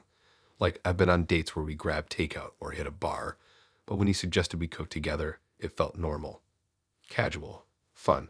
the kind of thing that's supposed to let you know someone's personality. I should have said no the moment he said, "My basement is perfect for this." We matched on a weekday evening. His profile was kind of average at first glance. Casual photos, not flashy. A couple selfies at the beach, one with his dog, one in front of a bookstore. His bio said he liked cooking and horror movies. I remember thinking, cool, at least he has hobbies. We talked for about a week before meeting. Nothing crazy, just normal texting. Memes, short conversations, some voice notes. He asked questions I wasn't used to on first dates, like what my favorite comfort food was and why, which at the time seemed thoughtful. He remembered the answers too. He suggested the cooking date casually, not formal. Just come over, let's cook something easy, see where it goes. He said his apartment was a little messy, but it would be fine. I said okay. He lived in a mid-rise building in a quiet neighborhood. Nothing fancy. Just normal apartments stacked like sardine cans. I walked up the stairs, my bag slung over my shoulder. I remember his door being painted dark blue, a welcome mat. Normal. He greeted me at the door. Smelled like soap and clean laundry. Friendly smile. No alarm bells. He led me inside. The apartment was mostly normal too. Living room with a couch, Tev, a small kitchen. Music playing softly. I started to feel comfortable, like this could actually be a fun night. Then he said, basement first. It was casual, like asking me to grab a drink from the fridge. My stomach twisted slightly, but I followed. The basement door opened, and I froze before stepping inside. A diving table was set for two. Candles lit. Plates, glasses, cutlery. At first I thought, okay, romantic touch. But then I noticed the figures sitting around the table. Mannequins, life-sized, dressed in casual clothes. Each one had a name tag. I blinked hard, thinking my eyes were playing tricks. The closest one had a tag with a girl's name I vaguely remembered from a dating app profile. Another had a different name. I scanned quickly. Each mannequin had a tag, the names of women he had dated, matched with, gone on dates with, girls I didn't know, but apparently he did. My eyes went to the one across from me. My name. A tag with my name attached to a mannequin in a chair, staring forward, expressionless. I swallowed hard, tried to laugh it off. Maybe it was a joke, some weird art thing, but the eyes were glassy, too real. The hair looked styled in the same way I wore mine today. The jacket hung the same way my backpack would. He smiled, looking at me, calm. Nothing aggressive, nothing tense, just watching me. I stepped back, told myself I was imagining it. My hands shook slightly. He gestured to the kitchen. Let's cook. I wanted to say no, I wanted to leave. But something in me froze. My body wouldn't move fast enough. He handed me a knife to chop vegetables, talking about recipes like nothing was out of place. I focused on chopping, pretending to concentrate. My eyes kept flicking toward the basement. The mannequins. My mannequin. Its glassy stare. He started cooking too. Sauteed onions, garlic, tossing things in pans. Casual conversation. Normal. Completely normal, except for the silent audience. I kept telling myself they were just mannequins. Nothing alive. Nothing that could hurt me. But my heart wouldn't calm down. He asked me to taste the sauce. I grabbed a spoon and tried to focus. My hands shook. The tip of the spoon trembled as I put it in my mouth. Then he mentioned one of the names on a mannequin. Someone I had seen in a dating app feed months before had matched with him. He laughed softly, said he kept memories in interesting ways. I looked at him, realization dawning. Each mannequin wasn't just decoration. Each one represented a person he had dated. Each name tag a trophy of attention or affection. And now a mine. I tried to step away. Said I should check my phone. Told myself I'd just go upstairs and leave. He didn't protest. Just watched. Smiling. Calm. I walked toward the stairs. Glanced back. The mannequins seemed closer somehow. Shadows stretched in weird angles. The flickering candlelight made them almost lifelike. I froze when I saw the one with my name again. The jacket was slightly turned, like it had been adjusted after I stepped forward. I swear the hair looked different too. I bolted upstairs. Didn't wait for him to follow. Out the door. Down the stairs to the street. Air cold, lungs burning, heart racing. I didn't look back. I just ran. That night, I kept thinking about how calmly he treated it. Like it was normal to have a table set for two in a basement, surrounded by mannequins of past dates, my name already there. Like collecting people in this way was acceptable. I reported him on the dating app, deleted my account, changed routines, tried to convince myself it was over. But even weeks later, I catch myself picturing that basement, the table, the mannequins, the way my mannequin sat waiting. I think about what he might do if he ever got a new match, how meticulously he could plan it, how casual he could act like nothing was off. I learned to trust instincts after that. Never go to someone's basement. Never underestimate calmness in someone who watches. It's been months. I still have dreams where I'm back there, chopping vegetables while the mannequins stare, each one perfectly labeled, waiting for the next date.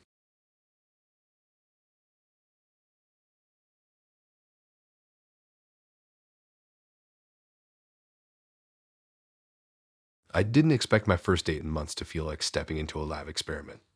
The app suggested her profile because of shared interests, and honestly, her pictures looked slightly off. Not badly, just subtly strange. Smiles that were a little too perfect, angles that made her look almost unreal. I shrugged it off at first. Maybe lighting, maybe filters, maybe my brain overthinking. We matched midweek. She messaged first, casual, and friendly. We talked for a few days. Normal stuff. What music we liked, favorite movies, random weekend plans. Nothing that screamed alarm, though something about her tone was precise, careful, almost measured. I noticed it but didn't think much of it. She suggested a coffee date at a small cafe near the river. I agreed. I like sitting near water, thinking. She arrived on time, looked exactly like her photos. Olive jacket, sneakers, hair slightly wavy. But again, a subtle offness. Her eyes felt too bright, like they noticed everything but weren't registering anything ordinary. The date started normal.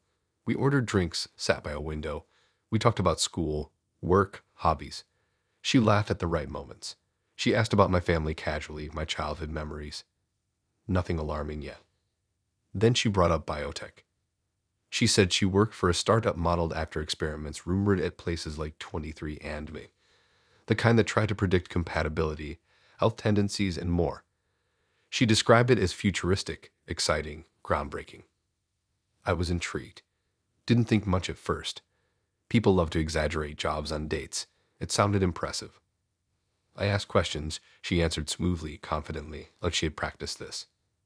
Then she leaned in and said she matched with me because of DNA compatibility. I froze. My first thought was, how the hell would she know that? She said it casually, as if talking about weather. She claimed her company ran a small pool of participants, cross-checking results, and my profile had flagged me as highly compatible. I laughed nervously, trying to mask the unease growing in my stomach. She kept talking, describing algorithms, patterns, the way they match people. It was technical enough to sound credible, but personal enough to feel invasive. Then she asked for a hair sample. I stared. She smiled, calm, professional. Said she just needed a strand for testing. Just to confirm compatibility, she added. She even gestured toward the small cup in front of her for collection. I told myself to stay calm. Maybe it was harmless. Maybe it was a prank, but my gut twisted. I realized I didn't want to give her anything. Not my hair, not my DNA, not a piece of me that could be traced.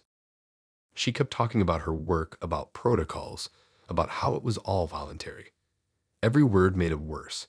The casual, matter-of-fact tone was terrifying. She treated collecting DNA like asking for sugar at the table. I refused. Politely. Tried to steer conversation back to safer topics. She didn't push. Not aggressively. Just smiled, nodded, and moved on. But my stomach didn't calm. The subtle strangeness of her profile pictures, the measured way she talked, the casual mention of DNA compatibility, the request for a hair sample, it all stacked up. We left the cafe, walked outside. She suggested grabbing lunch another time. I made an excuse, saying I was busy. She nodded and smiled, waved, and walked away. I tried to put it out of my mind, told myself it was just a weird date and overreach into personal space. Maybe she worked in genetics, maybe not. Maybe she didn't actually have any ability to test DNA. But then I started noticing things. A few days later, my phone buzzed with a friend request on social media from a profile I didn't recognize. Profile had no pictures, only a name similar to hers, slight spelling difference. Friend request rejected immediately. Later, I got a notification from a random app I rarely used. Location tagged me the cafe where we met. I had left the cafe hours earlier. I dismissed it at first. Maybe a glitch. Weeks passed. I started feeling like I was being watched in public spaces I'd never mentioned online. Small details too precise. A pedestrian passing just as I left work. A car parked across the street that lingered too long. Someone walking slowly behind me. Nothing that anyone could prove. Just my perception. Paranoia or not, I felt exposed. I avoided dating apps for a while. Stopped giving out personal information. I started thinking about how easily someone could gather DNA without consent. Hair on your jacket, a coffee cup, a discarded straw. The possibilities made me nauseous. I thought about her asking for my hair sample. How calm she was. How casual. How she framed it as science, excitement, innovation.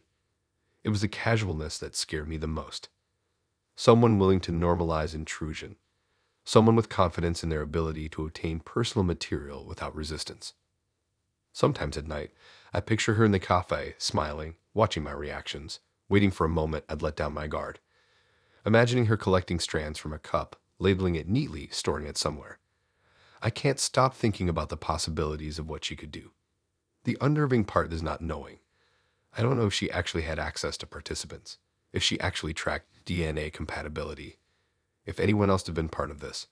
All I know is the way she talked, the precision of her words, the way her calm demeanor normalized intrusion. It made everything feel methodical, inevitable. I check my bags, my jacket pockets, coffee cups before leaving caves. I avoid giving anything personal away. I've become hyper-aware of everything I touch, everything I leave behind. My friends notice. I tell them a watered-down version. Weird date, biotech-obsessed girl. They laugh. But inside, my stomach knots at the thought that this was not a joke. That the offness in her pictures wasn't just lighting. That DNA matching incompatibility, when framed like a casual hobby, could be a doorway into personal access I wasn't prepared for. I haven't matched with anyone else since. I avoid the app completely. Sometimes I wonder if she matched with me on purpose, if she saw my profile, my habits, the way I present myself. And sometimes late at night, I think about the hair sample, about how easy it would have been to hand it over, and how small choices can open doors we don't even know exist. It's been months. I still remember the color of her jacket, the tilt of her head when she asked, the way she framed it like it was normal science. It haunts me more than a bad date ever could. It's not about rejection or embarrassment. It's about intrusion. Invasion disguised as curiosity. A calm, smiling presence that asks for more than you're willing to give and leaves you wondering how much of you was already taken.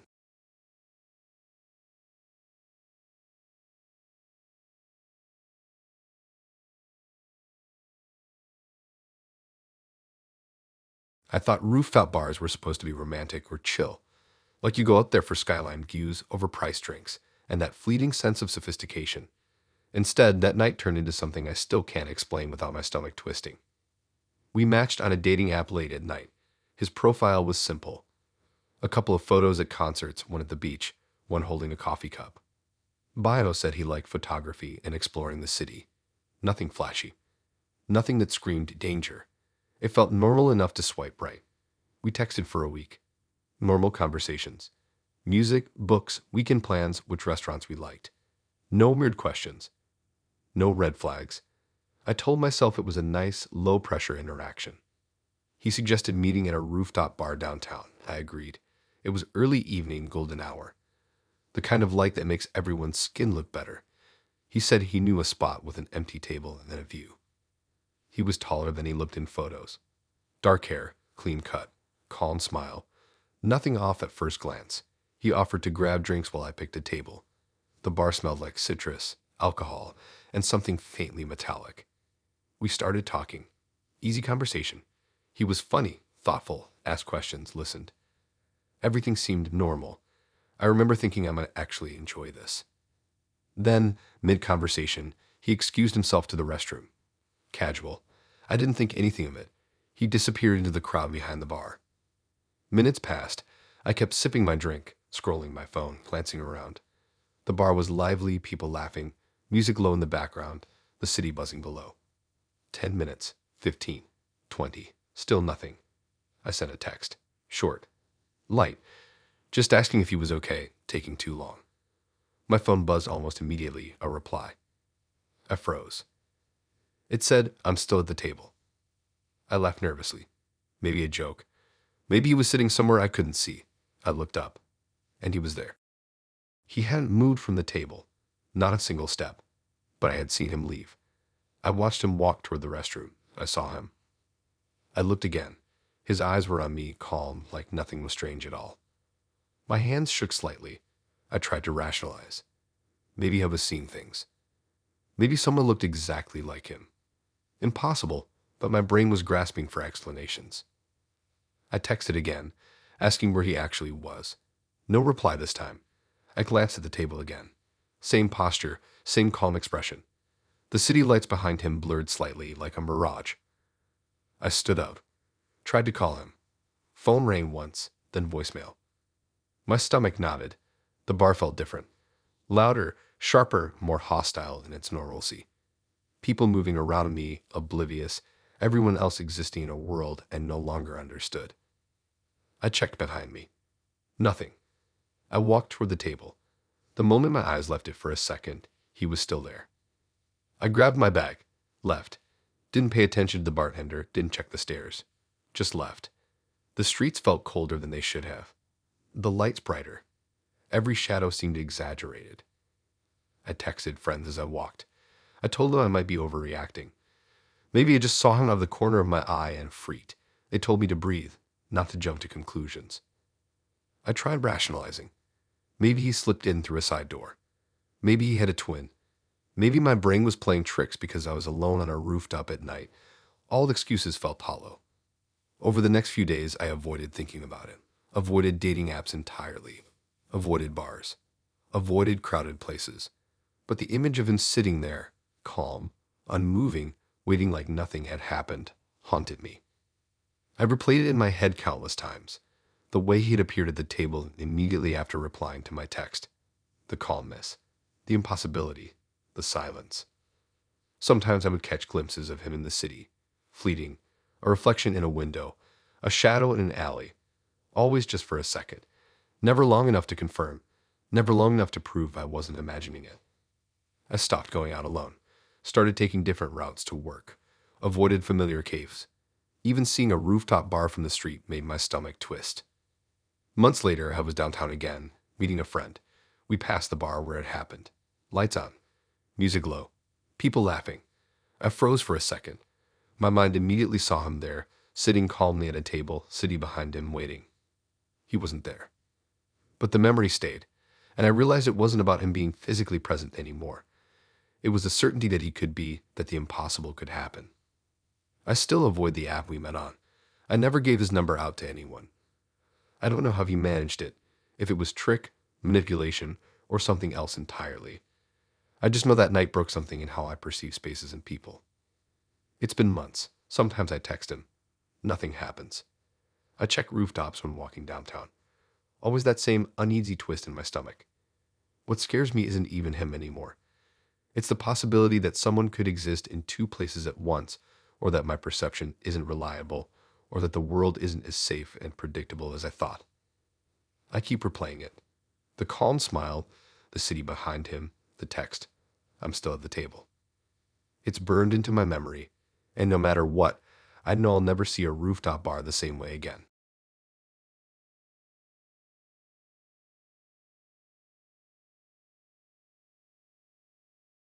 I didn't think a first date could feel invasive before a single word was exchanged. I've gone on awkward dates, quiet dates, loud dates, but this one was different from the start. It began with her walking into the restaurant like she owned the place, scanning the tables with this calm precision and landing on mine. We matched a few days earlier on the app. Her profile pictures looked normal at first. Coffee in hand, park bench selfie, some artsy filter shots of city streets. Her bio was simple. Liked food, hated small talk, loved to travel. Nothing that screamed danger or obsession.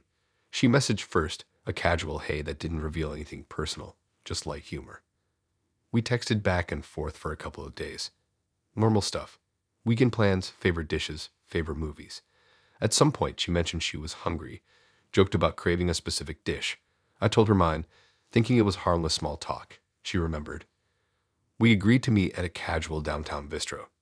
Dim lights, wooden tables, a few plants scattered around, the smell of grilled food and spices hanging in the air. I arrived first. My stomach twisted a little, not with nerves, but a feeling I couldn't explain. She arrived, looked exactly like her photos, but somehow sharper, more aware. She smiled at me, waved, and before I even greeted her, she walked to the host, placed an order, and returned. My jaw tightened because she had just ordered my dish, the exact one I was craving, the thing I hadn't even thought about ordering until a few hours ago. She leaned across the table, smiled softly, and whispered, "You're predictable." My stomach sank. I laughed nervously, tried to shake it off. Coincidences happen, right? But every instinct told me otherwise.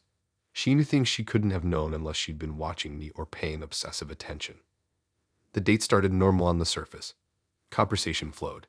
She asked questions, listened, laughed appropriately, seemed casual. But I couldn't stop thinking about the order. How she knew. How easily she claimed it. How calm she was, as if pointing out the coincidence was meant to unsettle me just enough. I tried to focus on food, taking small bites, pretending I wasn't scanning her face for clues. She talked about her work, a creative field, something that sounded normal. Yet I couldn't focus. Every word she said felt layered, deliberate, calculated. The waiter arrived with the dishes, placed mine in front of me. I glanced at her plate. She had ordered something else for herself, but her gaze lingered, almost expectant. After dinner, I walked her to the street. She suggested we grab dessert another time. I said maybe, trying not to panic over the feeling in my chest. She smiled, said something vague, and left. I went home trying to convince myself it was harmless. Maybe she remembered my dish from our chat, and it really was a coincidence. Maybe I was just overthinking it. Then my phone buzzed, a notification from my banking app. A joint account had been opened in my name, with her. I froze, stared at the screen. The account details were correct. Everything matched. Not a scam alert, not a bank error, a real active account, in my name and hers. I had never applied, never signed, never given permission. My chest tightened, heart racing. How could she do this? How could someone I met for dinner, whom I barely knew, have this level of access? I called the bank. Lawn holds repeated verification, security checks. They confirmed the account had been opened. Everything was legitimate. My signature had been forged or replicated somehow. The realization hit me like a punch. She had been tracking me, learning enough to bypass standard verification. All those small signs, her knowing my order, the whisper, the calm confidence, suddenly made sense. It wasn't coincidence. It was preparation. I canceled the account immediately, froze my credit, monitored my statements. But the feeling of being exposed, of someone knowing my habits and patterns, didn't leave. I avoided dating apps, avoided sharing personal info online, changed routines, changed passwords. Every day I checked for anomalies, anything suspicious. The sense of being watched didn't fade. Months later, I still replayed the date. How she smiled, leaned in, whispered about being predictable. The casual way she moved through the restaurant. The subtlety of her observation. Every detail felt intentional. I could almost feel her studying me, memorizing patterns, planning. Sometimes I imagine her tracking me from afar, noting my habits, calculating my reactions, anticipating my decisions.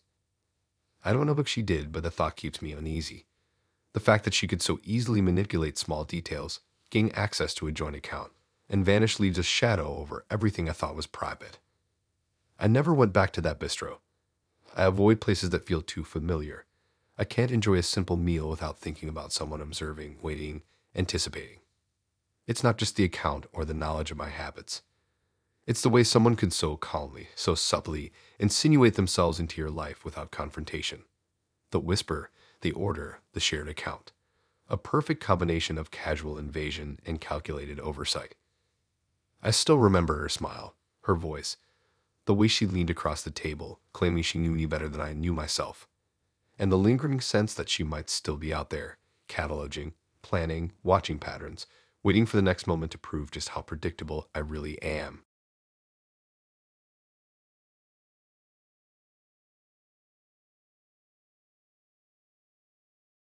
I met her on that dating app everyone keeps hyping. Her pictures made her look like the type of person you'd sit and chat with for hours without noticing time slipping by.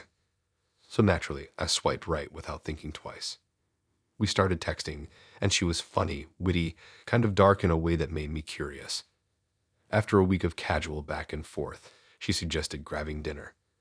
Nothing fancy, just a small Italian place she said had the best truffle pasta in the city. I was pumped. Honestly, I thought maybe this could actually be something. When I got there, she was already at the table, scrolling through her phone like she owned the place. She waved, smiled, and immediately started talking as if we'd known each other for years. Her energy was contagious. The place was packed, a small hum of conversation around us, waiters bustling, candles flickering on every table. The smell of garlic and olive oil hit me the second I walked in, and I was already imagining the truffle pasta she bragged about. We ordered food, laughed at dumb stuff, shared stories about our childhood, favorite movies, and the kind of embarrassing things no one would usually tell a first date. She was engaging, genuinely interested, making jokes that landed perfectly. At one point, she leaned forward to whisper something about her dog, and I remember thinking how casual this all felt, like we were old friends catching up, not strangers meeting for the first time. The vibe was good, too good maybe. Halfway through my plate, she stopped mid-sentence and her expression changed. It wasn't a subtle change, it was sharp, calculated almost. She pulled out her phone and smiled in this weird way that didn't feel like a smile.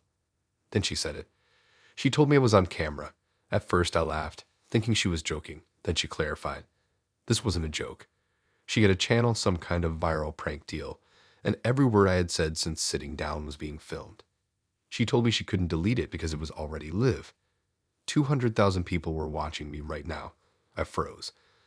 The fork in my hand felt heavy, like it weighed a ton, and all of a sudden I noticed all the little things I hadn't before. The angle of the lighting, the way her bag was positioned on the chair with a tiny camera sticking out, the way her phone kept recording in her lap. Everything clicked. I asked her to stop, begged her to take it down, explained it was a violation, told her this wasn't funny. She smirked and said she couldn't. It was live. I could feel my stomach twisting, every nerve firing like my body didn't know how to respond. People around us were talking, laughing, oblivious to the chaos I was experiencing. I felt trapped, like I was stuck in some twisted show I didn't audition for. The waiter came by and asked if we wanted dessert, and I realized how surreal it all was.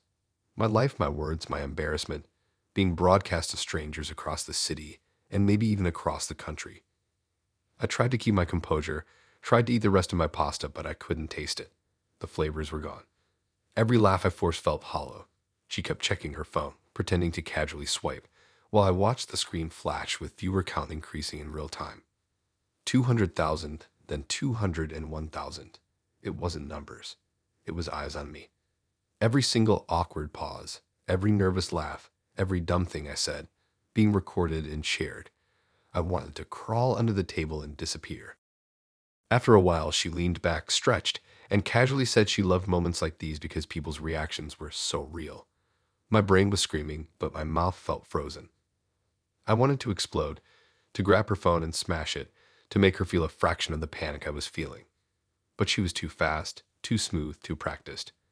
She had done this before, hundreds of times probably, and I was just another clip in her endless library of viral content. I started thinking about the notifications going off, the comments rolling in, people laughing at me without knowing me. I thought about how I'd feel seeing this footage later, maybe months down the line, when I forgot the embarrassment but the video didn't. It would exist in perpetuity, a permanent record of my vulnerability, my shock, my panic. I imagined scrolling through and seeing strangers dissect every expression, every pause, making jokes I couldn't defend myself from. I wanted to leave, but every time I reached for my bag, she blocked the way with some casual movement, smiling like nothing was wrong. It wasn't even a smile of innocence. It was predatory in a way that made my stomach churn. I felt powerless.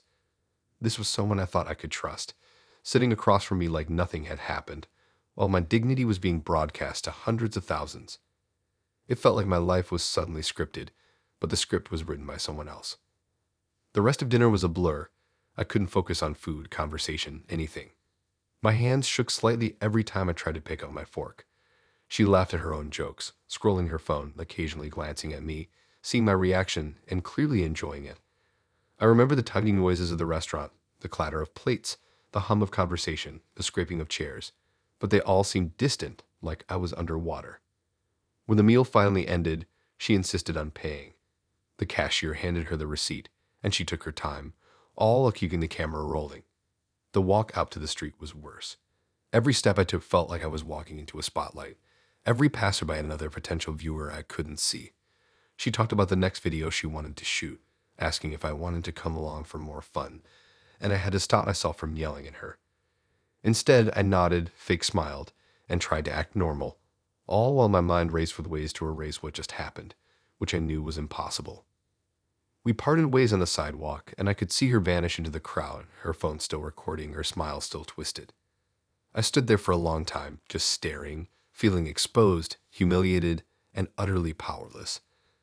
I thought about calling my friends, reporting her, doing something, but the reality was the footage existed now.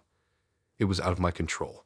Every second she was streaming, every laugh, every cringeworthy word, every pause in my voice was out there, alive in the hands of thousands of strangers.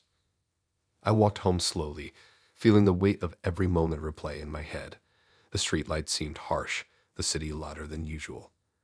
I thought about the apartment door closing behind me and the brief relief of privacy, but it didn't matter.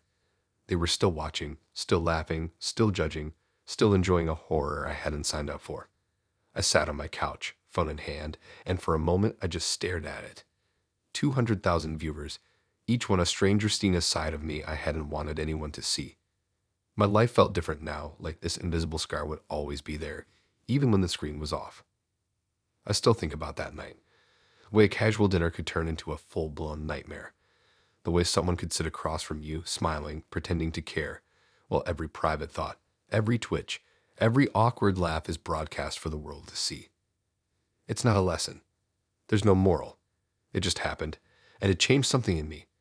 I still use dating apps, still meet people, but there's always this shadow in the back of my mind. A fear that no matter how normal it seems, someone could be filming, someone could be watching, and there's nothing I could do about it.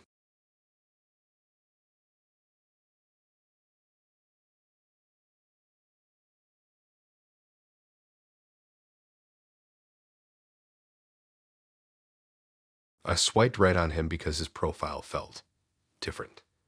Not in a good or bad way, just weird enough to catch my attention. The pictures weren't overdone, just him laughing at something off camera, holding a cup of coffee like he actually belonged there, not posing. We started talking, and the conversation was easy at first. Casual jokes about the city, dumb memes, the usual icebreakers. I don't know why, but it didn't feel like small talk. There was this edge to him, like he was paying attention to details no one else would notice. We set up a date at this little rooftop cafe on the east side. The sun was going down, casting pinks and purples across the skyline. I got there early, nervously twisting my bag strap, trying not to look too obvious. When he arrived, he walked up with that easy smile like he already knew I'd be waiting. The first impression was intense. I couldn't stop noticing the way he scanned the surroundings, not like someone suspicious, but like someone cataloging everything he saw, remembering it for some reason. We ordered drinks, sat at a table near the edge where you could see the streets below. He talked about his day, the city, random stuff that seemed insignificant, but I noticed how his words painted pictures in my mind. It felt like every sentence was layered, like there was more there if I paid attention. I remember thinking about how normal the date was, yet my gut was buzzing with something I couldn't name. After we said goodbye that night, I got home and couldn't stop thinking about him. I fell asleep exhausted, but then the dreams started. At first, they were vague, him standing in a hallway I didn't recognize, smiling, whispering something I couldn't catch. Then the next night, it got clearer. He said a phrase over and over, always the same words, but I couldn't understand why they stuck with me. Every night, same dream, same hallway, same voice, same words. It didn't feel threatening at first, just strange, like my brain was trying to tell me something. By the fourth night, the dream wasn't just repeating, it was vivid. I could see every corner of the hallway, smell the faint mildew, feel the cold concrete under my bare feet. The phrase he kept repeating was etched into my mind now, impossible to shake, looping in my head when I woke up. I tried writing it down, but the letters seemed wrong, like my hand couldn't capture the rhythm of the words. It was haunting in this quiet, insistent way. The next week, we planned another date. I was hesitant, not sure why, but curiosity won. We met at a diner downtown, the one with the neon sign buzzing faintly in the evening air. He greeted me, and for a split second I felt a jolt of recognition, like I'd been here before, even though I hadn't. We ordered food, and I tried to act normal, laugh at the same jokes, talk about the same city nonsense, but I couldn't shake the feeling that everything was a setup. And then it happened. Mid-conversation, he finished my sentence. Not casually, not like he was guessing, but with the exact words from my dream. The ones that had repeated in my sleep for a week straight. My stomach dropped. My throat tightened. My hand froze around the coffee mug. I couldn't even process how he knew. He looked at me with a calm, knowing expression and said, "You saw it too." I wanted to ask why, but the words got stuck. The diner felt smaller suddenly, the fluorescent lights too bright, the other patrons blurry and distant. The air between us shifted, thick, heavy, almost tangible. The normal background noise, the clatter of plates, people laughing, music playing, it all faded out. It was just him and me, and that phrase that had invaded my dreams. We left the diner and walked in silence. The city felt wrong, too quiet, like we'd slipped into some version of reality that didn't belong to anyone else. I tried to convince myself it was coincidence, but every step he took, every movement, mirrored the dreams with perfect precision. The sidewalks, the street lamps, even the way his shadow fell against the brick walls of buildings, it was like I was trapped in one of my dreams while awake. I started noticing other things, small gestures that matched the dreams. The way he tilted his head, the way his fingers traced patterns on the tabletop, the subtle cadence of his voice. It was impossible, yet undeniable. The world around me didn't feel real anymore, or maybe it did, but the rules had changed. He had access to a part of my mind that no one else could reach. It wasn't threatening in a normal way, just wrong. We ended up back at my place that night, or maybe it was his. I couldn't tell anymore. The room shifted, walls moving slightly when I wasn't looking, shadows behaving differently than they should. He was calm, composed, still smiling in that way that made the hairs on the back of my neck stand up. The phrase repeated again, softly this time, almost conversational, almost casual, as if the dream hadn't been a dream at all. I tried to explain it away, logical reasons, coincidences, subconscious influence, but nothing made sense. Every time my eyes met his, the words echoed in my mind like a recording that I couldn't turn off. I realized the dreams weren't random. They were invitations, signals, or maybe tests. The clarity, the specificity, the intensity, it couldn't be anything else. I couldn't even feel angry. I couldn't even feel scared. It was more like my brain had surrendered, recognizing something bigger than me, bigger than the world around me. He stayed the night, or maybe it was hours, maybe minutes. Time didn't work the same way anymore. Everything moved on a slow, heavy track. My thoughts felt sluggish, stuck in molasses, yet every image, every echo of that phrase was sharp, impossible to ignore. I realized I didn't know him, but I also realized he knew me in ways that I couldn't even understand. The next morning he was gone. I woke up in my bed, alone, sunlight pouring through the curtains, my phone buzzing with notifications I couldn't remember checking. The world seemed normal again, mundane almost, but the phrase, that one repeating line, was burned into my mind. It followed me everywhere: work, the streets, the grocery store, even my dreams that night, twisting and folding in on themselves. I started noticing coincidences in everything, signs in the clouds, echoes in conversations, shapes and patterns on the sidewalk. My brain couldn't stop mapping everything back to him, to the phrase, to the hallway in my dreams that felt more like home than my actual apartment. I never saw him again. I don't know if he was real, if it was a shared dream or some glitch in my perception, but the phrase is still there. It waits in the corners of my thoughts. I catch myself starting sentences, only to realize he's already finished them in my head. It's like the boundary between sleep and waking, reality and dreams, has been permanently blurred. My life carries on, yes, normal obligations, work, friends, routines. But I always feel like I'm being gently pulled back into that hallway, that repeating moment by a presence I can't name, can't explain, and can't escape. Sometimes I wake up and for a second I think he's in the room. The air feels thick. The shadows move in ways they shouldn't. The coffee table or chair has just slightly shifted. And then I remember. He saw it too.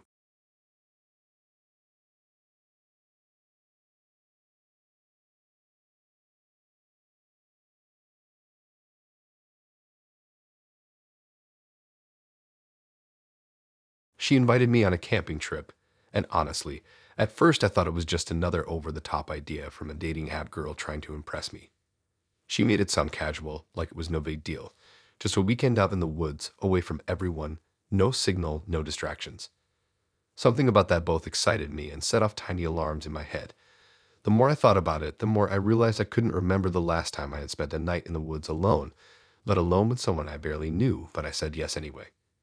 We drove for hours, the city slowly shrinking behind us, replaced by stretches of dense trees and winding roads. She was chatty the whole way, pointing out random things, making me laugh, keeping the energy light. I tried to match her energy, but part of me kept noticing how quiet it got every time we passed a car or a house. We parked at this small clearing she knew about, a place she claimed had a hidden trail leading to a lake. There was no one else around. No people, no cars, no cell towers. Just the wind rustling through the pines and the distant sound of some animal calling. We set up the tent together, and I noticed she was strangely meticulous, laying everything out with precision, checking every line of the tent, every flap. She laughed when I asked if she did this every time she camped, but it wasn't a joking laugh. It was sharp, quick, like she already knew the answer, like she'd done it a lot more than she was letting on. Once we finished, we sat around the fire, roasted some marshmallows, told dumb stories, and watched the stars. It felt peaceful, almost like one of those perfect weekends you see in movies. I was letting my guard down. Night fell hard and fast. The woods became darker than I imagined possible, the trees forming walls around us. The fire flickered, and suddenly I felt small. The whole forest was aware of our presence. I tried to brush it off, telling myself it was just the absence of streetlights, just the imagination running wild. I crawled into the tent with a bag of snacks, thinking about how weirdly quiet it was, and drifted off to sleep. Then, around midnight, she woke me up. I remember being disoriented, blinking in the dim light of the tent, my heart thudding like crazy. She whispered that we were being hunted. At first, I thought it was a joke, some weird prank she was pulling. I rolled over, trying to laugh it off, telling myself my brain was just messing with me.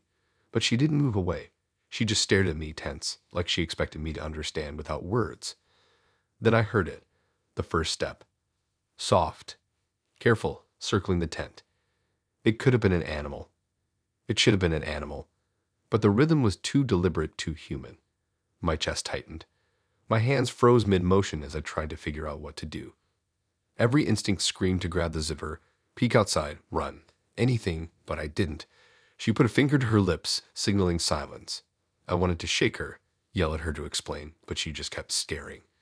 The footsteps moved in a slow circle, crunching leaves and snapping twigs, closer, then farther, then closer again. The tent felt alive. Every shadow, every gust of wind felt like it was hiding something, like the forest itself was holding its breath. My mind was spinning, trying to rationalize, trying to convince myself it was just my imagination or some trick of acoustics. But I knew it wasn't. I could hear the rhythm, the weight of the footsteps, the spacing that matched someone pacing, circling, watching. I could feel eyes outside the fabric. It wasn't just a forest sound anymore. It was targeted, deliberate, personal. We stayed still for what felt like hours. The fire had burned down to glowing embers, and the moonlight barely reached our tent. She whispered again, urging me to keep quiet, telling me we couldn't make a sound. I nodded without thinking, too scared to move, too scared to breathe wrong. I could feel her body close to mine, tense, prepared. The footsteps kept circling. Each pass made the tent vibrate slightly, a subtle warning, like the person or thing outside was testing us, learning us. At some point, I realized my phone had no signal. Not one bar, not even a flicker. No calls, no texts, nothing. The only light was the weak glow from the moon and the fading embers outside. It hit me then. If something happened, no one would know. No one would come. It was just us and whatever was out there, waiting, moving, circling. My chest hurt, my stomach churned, and I felt the sharp, raw edge of panic slicing through any attempts at calm. The circling continued. I could hear twigs snapping further away, then closer, then the crunch of leaves, almost like it was pacing us in real time, adjusting. She whispered again, softer this time, almost like a mantra, reassuring herself more than me. The wind picked up slightly, brushing against the tent, carrying sounds that could have been whispers or could have been the forest playing tricks. My mind couldn't separate reality from paranoia anymore. Every noise was amplified, every shadow a threat, every breath a countdown. I thought about trying to escape, ripping the tent open, running into the forest, screaming, but my body wouldn't move. Fear had latched onto every muscle, frozen me. She put a hand on my arm, steadying me, and somehow that calmness made it worse, like she knew more than she was telling, like she'd prepared for this, and maybe I hadn't. Maybe I never would. The footsteps made one last slow pass and then stopped. Absolute silence followed, heavier than the noise. My ears rang. My stomach dropped. I could feel my heart pounding against my ribs, echoing in the stillness. We stayed that way until sunrise. Every sound of the forest before felt like it belonged to another world, but the morning revealed nothing. The footprints weren't there. The fire was dead. The clearing looked untouched, normal. She smiled at me casual, like the night never happened. I tried to speak, to ask, but my throat was dry, and words failed. She packed up the tent like any normal camper would, efficient, calm, almost cheerful. I followed her like a zombie, numb, exhausted, every nerve still screaming from the previous night. The drive back was silent. The trees passed like shadows in the window, the city growing slowly closer. The world outside the woods felt unreal, almost too normal. I kept thinking about what happened, questioning my memory, questioning her, questioning everything. Did we imagine it? Was it some setup, some prank, some ritual I didn't understand? She didn't answer my questions. She just drove, occasionally glancing at me with that same composed smile, like nothing had happened, like the night's terror was just part of her plan. When we reached the city, the normal sounds of traffic, people talking, life continuing felt overwhelming. I felt out of place, like I'd stepped out of one reality into another. She suggested coffee, brunch, casual stuff, and I nodded, smiling weakly, but my mind was still trapped in that clearing, still hearing the echoes of footsteps circling the tent at midnight. I don't know if she did it on purpose or if it was something else entirely. I don't know who was out there or why. All I know is that night changed how I see quiet places, dark forests, even the concept of safety.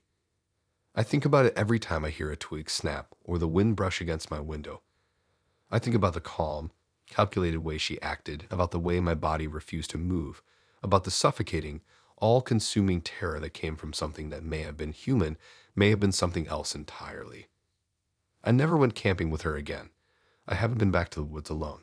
Sometimes late at night, I can still hear the rhythm of those footsteps circling, the pause, the deliberate spacing, and I remember how thin the line is between normal life and whatever lurks out there, waiting, watching, hunting. It's not a lesson. It's just a memory, a shadow I carry with me every time I leave the city behind, every time I step into a place without witnesses, every time I think I'm alone. And I don't think I'll ever forget.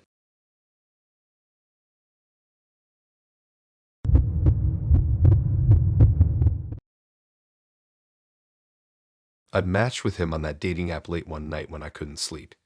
His profile was nothing special, just a couple of selfies, a vague bio about loving true crime and documentaries. But something about the way he wrote made me curious. He messaged first, casual, funny, but then he slipped into talking about documentaries. Not just normal crime shows, but dark real cases. He mentioned Ted Bundy, detailed stuff, the way he dissected his moves, his patterns, the psychology. At first, I thought it was just a conversation starter, but soon it got intense. We met at a coffee shop a few days later.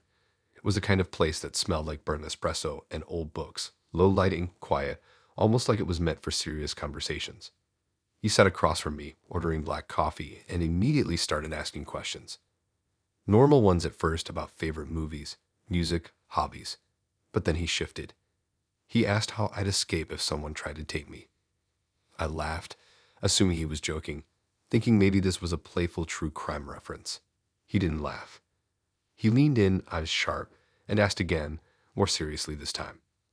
His questions kept coming, each one more detailed. How I'd react if grabbed from behind, what I'd do if trapped in a car, if I could break out of hand restraints. Every answer I gave he critiqued. Too slow, too basic, too predictable. He explained calmly, step by step, what a real escape might look like, referencing things from documentaries I hadn't seen. The way he dissected my answers wasn't casual. It felt like testing, measuring, evaluating. I started noticing the patterns in his speech, how he circled topics, never letting go, always coming back to the same core questions in slightly different ways. After coffee, we walked through the streets. He kept bringing up scenarios, asking me to analyze them, asking how I'd react in each one. At first, I tried to treat it like a game, but it was exhausting, mentally and emotionally. The sunset, shadows stretching across the pavement, the city feeling unusually quiet. Pedestrians passed by, but it felt like we were in a bubble isolated. I realized I couldn't stop answering because he wouldn't let me. He asked, waited, probed, paused, made me explain myself, then poked holes in my explanations. He invited me back to his apartment. I hesitated, but curiosity and some dumb hope that maybe it would just be more conversation pulled me along. His place was small, dark, with stacks of books and documentaries lined up on the shelves, all true crime, all about kidnappings, murders, disappearances. It smelled faintly of coffee and something metallic, like the scent of something sharp, that I wasn't sure if it was real or just my nerves. He turned on a documentary on the tab, one I'd never heard of. He watched me closely, asking what I noticed, asking how I would have reacted in the situations being shown. The entire time, his tone was calm, almost clinical, but the questions were personal, invasive, probing in a way that felt wrong. My stomach kept tightening with each scenario, each suggestion he made. I could feel my pulse in my ears. My responses felt like a test, like if I failed, he'd know. He kept asking how I'd escape, step by step, breaking down my body movements, my thought process, my instincts. At some point, he brought up hypothetical abductions not tied to the documentary, specific, detailed scenarios, where I'd be, what time, how I'd react when I'd notice first. Each question made me more uncomfortable. I tried redirecting the conversation, trying to laugh it off, but he wouldn't let me. He wanted the answers, wanted the analysis. Every answer I gave, he smiled, nodded at critique. My brain felt like it was on fire from thinking too hard, for trying to anticipate the next question, from the creeping dread of how much he was cataloging about me. The night dragged on. I kept noticing the little things, how he memorized every answer, how he noted reactions, the way he leaned back, smiling just enough to make me doubt whether I was imagining the tension. The apartment felt smaller as the hours passed, shadows in the corners twisting, making shapes that weren't there. The tab played quiet images of strangers in danger, but my focus was on him, his eyes, the precision of his questions. It was more than interest, it was calculation. I wanted to leave, tried to suggest leaving, subtly at first, then directly. He didn't respond the way I expected. He smiled wider, calm, collected, and asked more questions. The pressure didn't stop. I realized I couldn't escape the conversation without escalating the tension. Leaving felt impossible without making him notice, and making him notice felt like stepping into some trap I didn't understand. I stayed, mostly frozen, mentally running through all the ways a person could get out of this situation. But each scenario he presented was more tailored, more detailed, more precise, cutting off options before they even existed. The room felt like a chessboard, and I was the piece, forced to move exactly as he dictated. It wasn't just about conversation anymore. It was observation, mapping, memorizing, calculating. Morning came, though I didn't notice it fully at first. The sun was bright, streaming in through blinds, but the light didn't reduce the heaviness in my chest. He offered to walk me out, casual, like nothing had happened. I stepped into the hallway, hyper-aware of every movement, every angle, every potential escape. The building felt silent, the walls like they were watching. I realized he had known everything I would do before I did it, anticipated my hesitation, my nervous glance, the micro-expressions of panic and confusion. Once outside, I tried to act normal. I thanked him, smiled, walked away, but the city felt different. The world felt thinner, sharper, like someone had peeled back the surface and shown me what lurked underneath.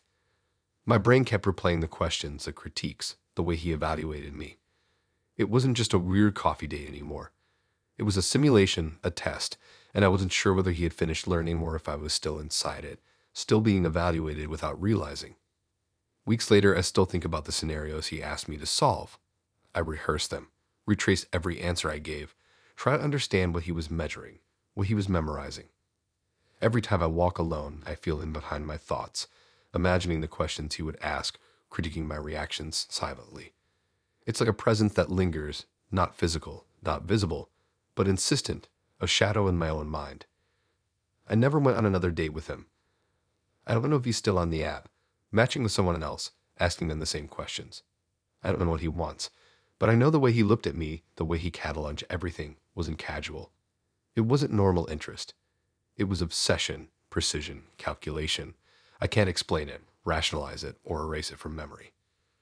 Sometimes, when I catch myself thinking about it, I try to dismiss it as paranoia, but the memory is vivid, perfect, unshakable. The questions, the critiques, the way he made me feel observed in every muscle, every pause, every word. It's something that sticks with you, something that doesn't fade even when you tell yourself it should. I think about it more than I want to admit, the quiet terror of being measured, studied, understood in ways I didn't volunteer, the weight of someone knowing exactly how I would react before I even did. It doesn't matter how much time passes. That date, those questions, the critiques, they're still there, a quiet, lingering shadow in my life.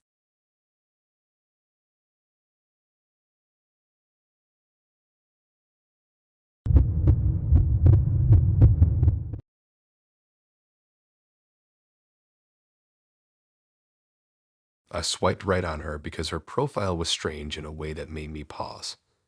She didn't have normal selfies or a bio about hobbies. She had this vague, almost cryptic line about knowing things before they happen. I laughed, thinking it was a cheesy attempt at standing out, but something about it stuck in my head. We started messaging and her replies weren't like anyone else's. Precise, deliberate, almost like she was studying my thoughts as I typed. There was a weird energy in it, a pull I couldn't explain. We agreed to meet at a small rooftop bar she said was quiet and private, perfect for a first date. When I got there, she was already sitting at a corner table, her laptop open, phone beside her, earbuds dangling around her neck. She looked up when I approached, smiled, and gestured me over. The first thing I noticed was how calm she seemed, almost unnervingly so, like she knew everything that was about to happen and had been expecting me. We ordered drinks and started talking. Casual at first, like the usual first date chatter, but soon it turned strange. She claimed she had matched with me because she had seen my future. Not a joke, not metaphorically, but literally, she said she knew exactly what would happen to me. I laughed nervously, trying to brush it off, but the look in her eyes made it impossible. She refused to tell me the details, but she hinted that it involved someone I would meet that night. That was supposed to be comforting, she said, but I couldn't stop feeling cold. As we talked, I noticed her phone screen just for a second. The wallpaper made my stomach flip. It was a picture of me sleeping. Not one of those staged photos you sometimes see online, but real, intimate, private, taken without my knowledge. I froze, trying to convince myself it was a coincidence, some creepy Photoshop. But the detail, the angle, the way the light fell, it matched a memory of only I would have. She noticed me glance and smiled faintly, almost smug, like she had seen the reaction she wanted. We left the bar and walked through the city streets.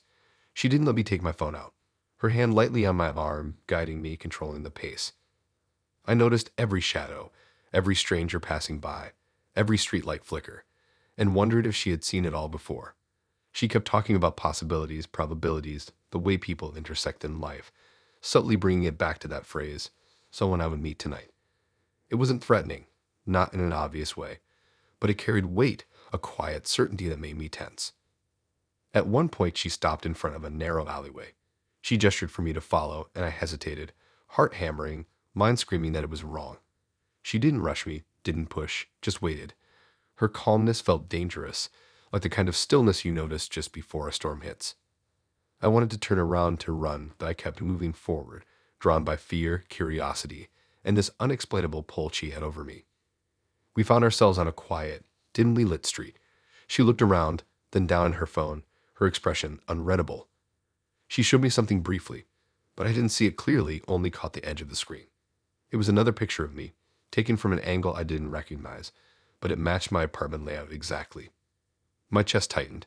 I couldn't stop thinking about who could have taken it, how she got access, and the calm way she presented it as normal. The night passed in a blur. We ended up at her apartment. I kept thinking about her words, about the picture, about the inevitability she kept hinting at. She didn't answer questions directly, only guiding me to notice things, to feel the weight of choice, of chance, of something weighing. She offered a drink, and I tried to sip, but my hands shook and the liquid sloshed. She didn't react, only continued patient, observing, quiet. As I sat on the couch, I kept catching glimpses of her phone. The same wallpaper, me asleep, staring back at me in a frozen moment of vulnerability. It was impossible to describe the discomfort, the primal sense of exposure it gave me. Every muscle tensed, every instinct screamed at me to run, but the pull, the obsession she carried, made it hard. It wasn't just fear, it was fascination, a dizzying mix that left my mind spinning. She never elaborated on how or why she knew, only that she had, and that the night, the encounter, was part of it. The city outside moved on as normal. Cars, pedestrians, lights, everything unchanged. Inside, it was frozen suspended, like the world had narrowed down to the two of us, and the inevitable that she hinted at. My mind refused to stop circling the possibilities. Every door, every window, every escape route ran through my head, cataloged and analyzed by my own terror. I slept that night on the couch, or maybe I didn't. Dreams were fragmented dark, always coming back to the phrase she repeated, "Someone you meet tonight." The pictures in my mind mirrored the ones on her phone, my own body captured in moments of helplessness. The uncertainty, the foreboding, it wrapped around me, thick, persistent, unrelenting. Even daylight didn't lift it, only highlighted the contrast between normalcy and what had just happened. The next morning, she acted as if nothing had occurred. Breakfast was casual, coffee, small talk, planning mundane details. But the wallpaper on her phone never left my mind. The proof of her claim, the evidence of obsession, of knowledge beyond normal limits, lingered. I left her apartment with my hands trembling, my thoughts looping, heart hammering. The city outside seemed alive, too bright, too ordinary. But every passerby, every shadow, every movement reminded me of her words, her certainty, the inevitability she promised. I don't know if she ever really saw my future, or if it was a manipulation, an obsession, something planned.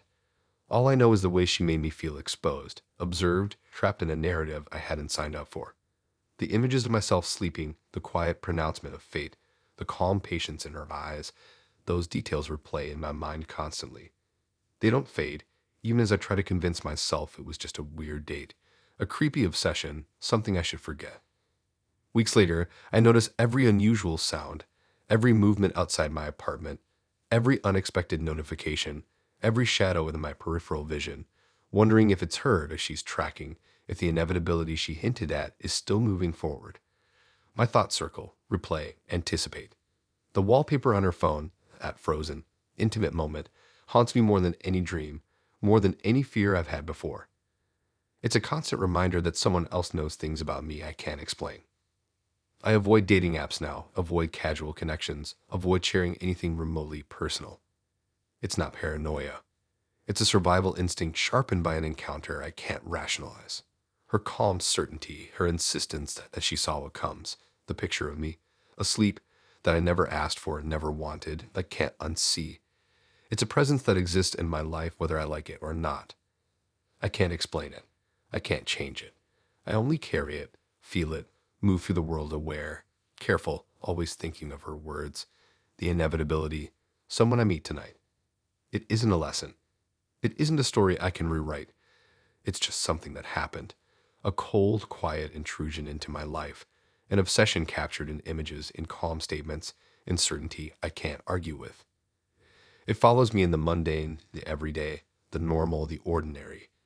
It is there always, in the edges of my thoughts, in the dark corners of my mind, and in the quiet flicker of her phone screen that shows me, asleep, waiting, exposed. And I know I'll never forget it.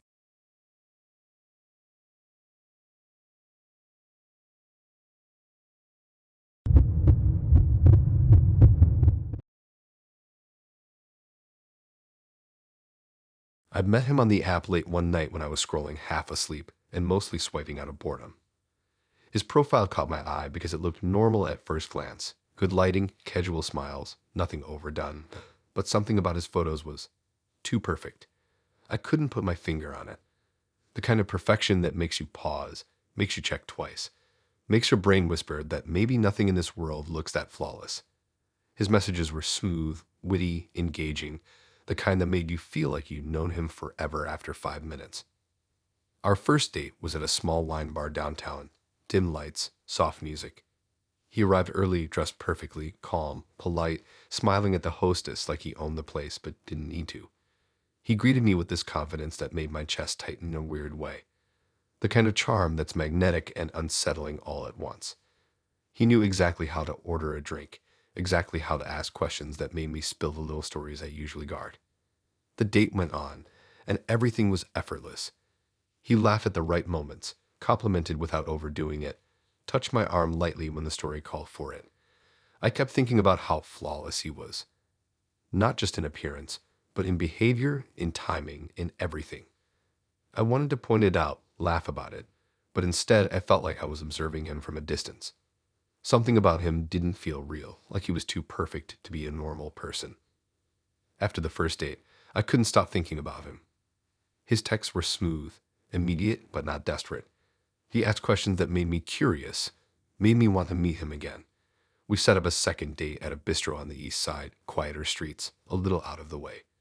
He arrived with the same composure, the same precise charm, the same ease. Nothing had changed, and that's when I started noticing the patterns. Every laugh, every nod, every smile, it felt rehearsed, studied, like a performance designed to make me comfortable, unaware. I decided to do a reverse image search, mostly out of curiosity, trying to see if his photos were stolen or stock images. My stomach dropped when the results came back. Different names, different cities, different women reporting him online. The reports were brief, factual, and chilling. They all ended the same way. He disappears after the third date. I scrolled through them, frozen, my fingers trembling. There were enough of them to see a pattern, and the more I read, the colder I felt. The perfect charm, the flawless timing, the ease. It wasn't a personality trait. It was a tactic, a cover, a lure. I went to meet him for the third date, trying to act normal, trying to pretend I hadn't spent hours reading reports of his disappearances. The city was darker than usual that evening, clouds heavy, streetlights flickering. He greeted me with the same smile, same precise movement, same flawless charm. Nothing in his demeanor hinted at the research I had done, the pattern I had uncovered, the warnings I carried silently in my mind. We walked through the streets, dinner reservations at a small rooftop place, candles, soft music. I kept one eye on my phone, one on him, heart pounding with every step. He was aware of everything. Every gesture, every reaction I made, he noted silently. The way I held my glass, the way I laughed too quickly, the way my eyes scanned the street for signs of danger. He mirrored it in subtle ways, almost invisible, almost too perfect. It wasn't a game. It wasn't flirting anymore. It was observation. And I realized that he had been practicing this, rehearsing interactions for weeks, months, maybe years with dozens of women, all following the same pattern. We left the bistro and walked under the streetlights. I felt the city pressing in like the familiar had become an alien. I couldn't shake the image of the online reports, the pattern, the disappearances.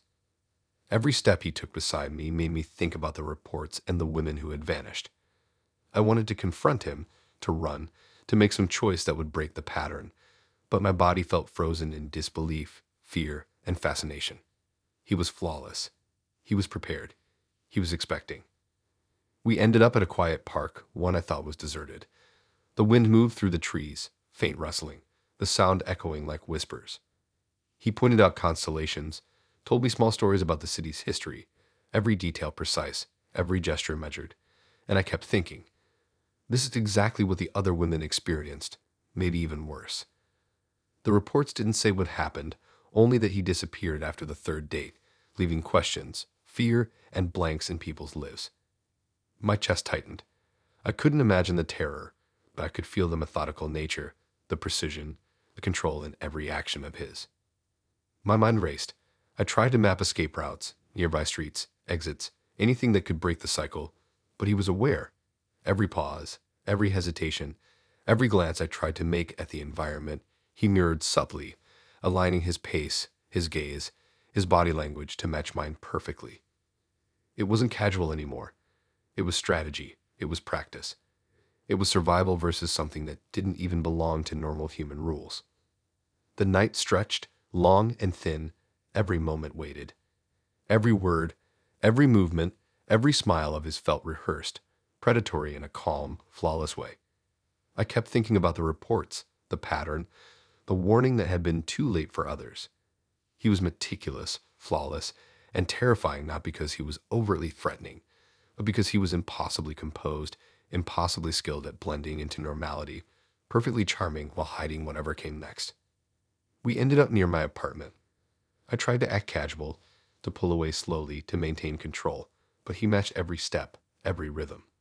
He didn't speak about the past, the reports, the women, the disappearances. He didn't have to. The perfection, the smoothness, the calmness of his presence carried the unspoken threat, the pattern, the inevitable conclusion implied in every online report I had found. I made it inside my building, climbed the stairs, and once the door closed behind me, I exhaled like I hadn't breathed for hours. The city outside felt wrong, too quiet, too orderly, every light too predictable. I kept replaying the steps, the gestures, the smiles, the perfection. I realized he could vanish at any moment, leaving questions, emptiness, gaps in memory, just like the women in the reports. The thought of it was crushing. Weeks later, I couldn't stop thinking about him. The charm, the precision, the control, the pattern of disappearances. I kept checking online, hoping to find updates, hoping to find confirmation or a false alarm, but there were no details, just reports, brief, impersonal, consistent. He could be anywhere, under any name, with anyone, perfectly charming, flawlessly executing the cycle again. I stopped using the dating app. I stopped meeting anyone new. Every casual encounter, every friendly smile, every approach from someone smooth and polite reminded me of him. The memory of him, of the perfection, of flawless charm, and the untraceable, methodical disappearance follows me. It doesn't fade. It doesn't lessen. It sits in the corner of my thoughts like a warning I can't ignore, a shadow cast by someone impossibly skilled, someone who can disappear like he never existed. Sometimes I imagine him walking the streets in another city, another name, repeating the pattern, flawless, charming, prepared, waiting for the third date to end and vanish. It's not paranoia. It's just knowing the pattern, seeing the signs, understanding the rhythm. It's the awareness of how precise, how flawless, and how terrifying someone can be while blending into normal life. And I know in my gut that he's out there, waiting for the next cycle, the next woman, the next perfect illusion.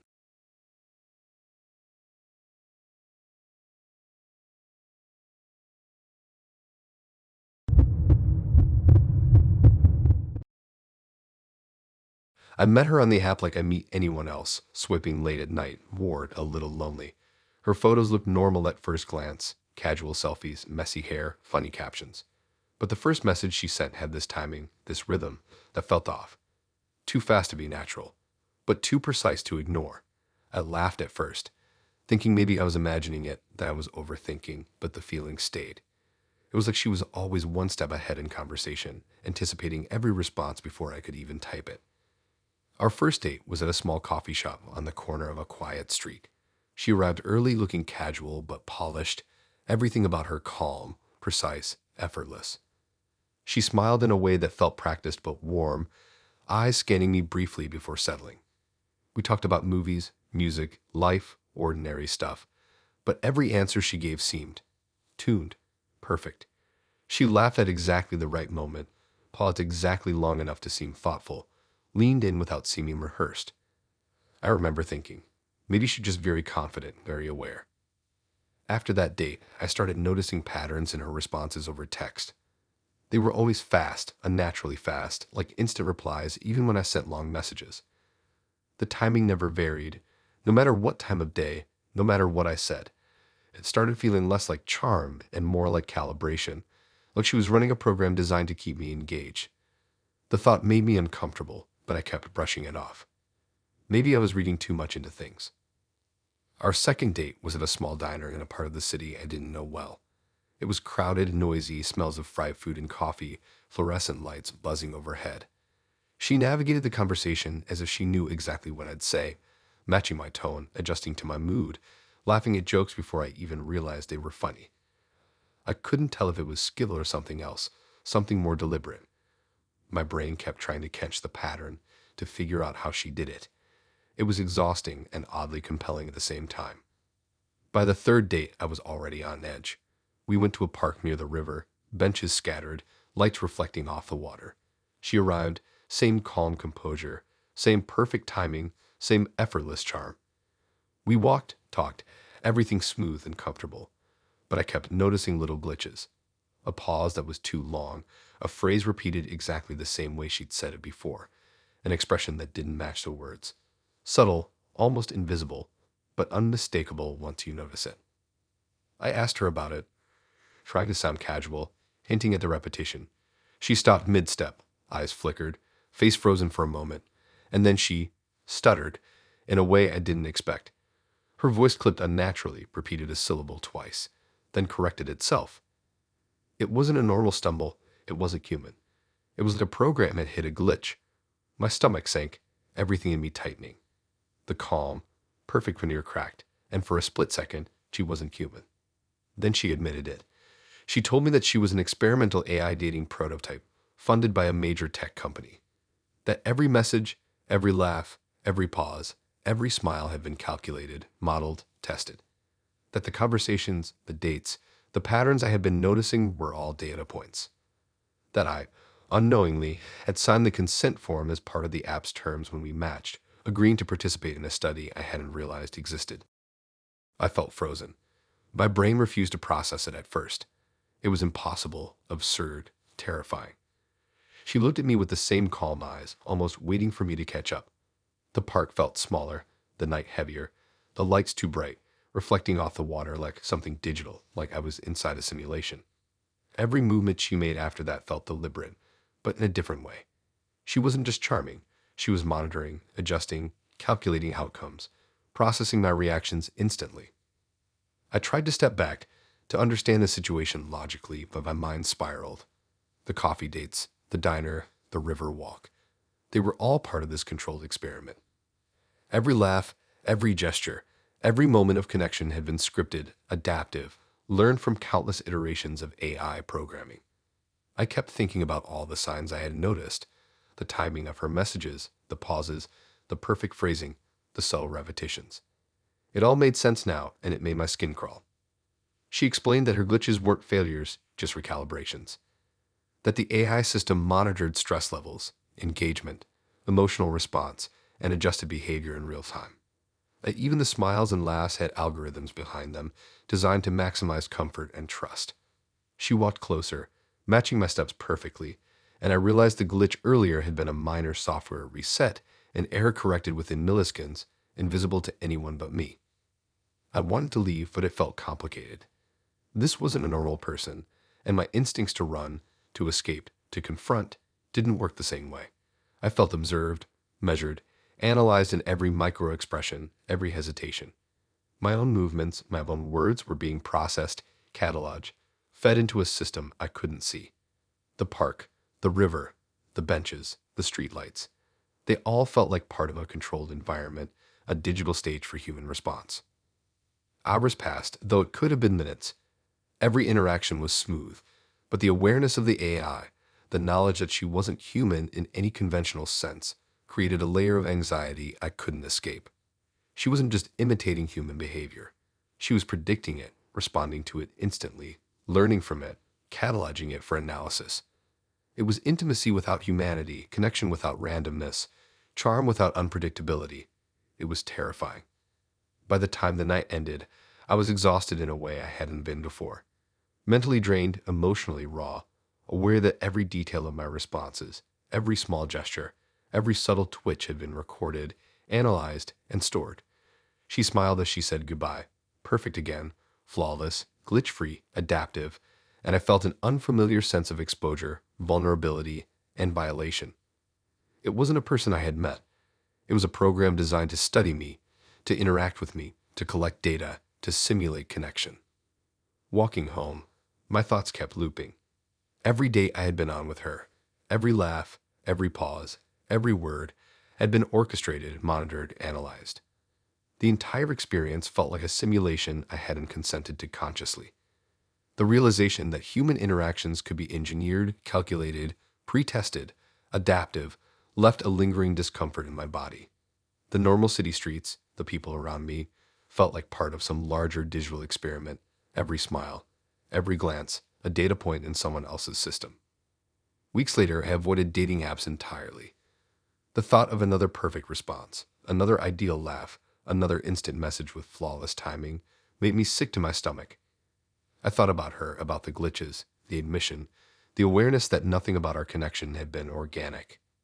Every human encounter afterward carried a strange sense of suspicion. Every gesture, every word, every pause, I measured against the memory of the AI prototype. Sometimes I imagine her still running the algorithms, adaptive, learning, improving, testing responses, refining behavior.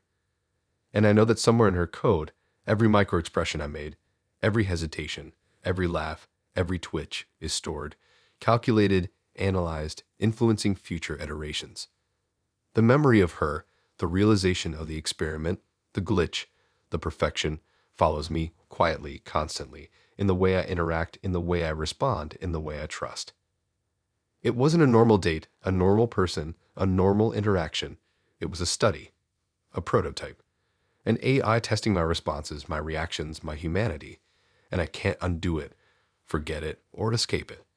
The awareness that human connection can be simulated, predicted, and manipulated in real time has changed the way I see the world.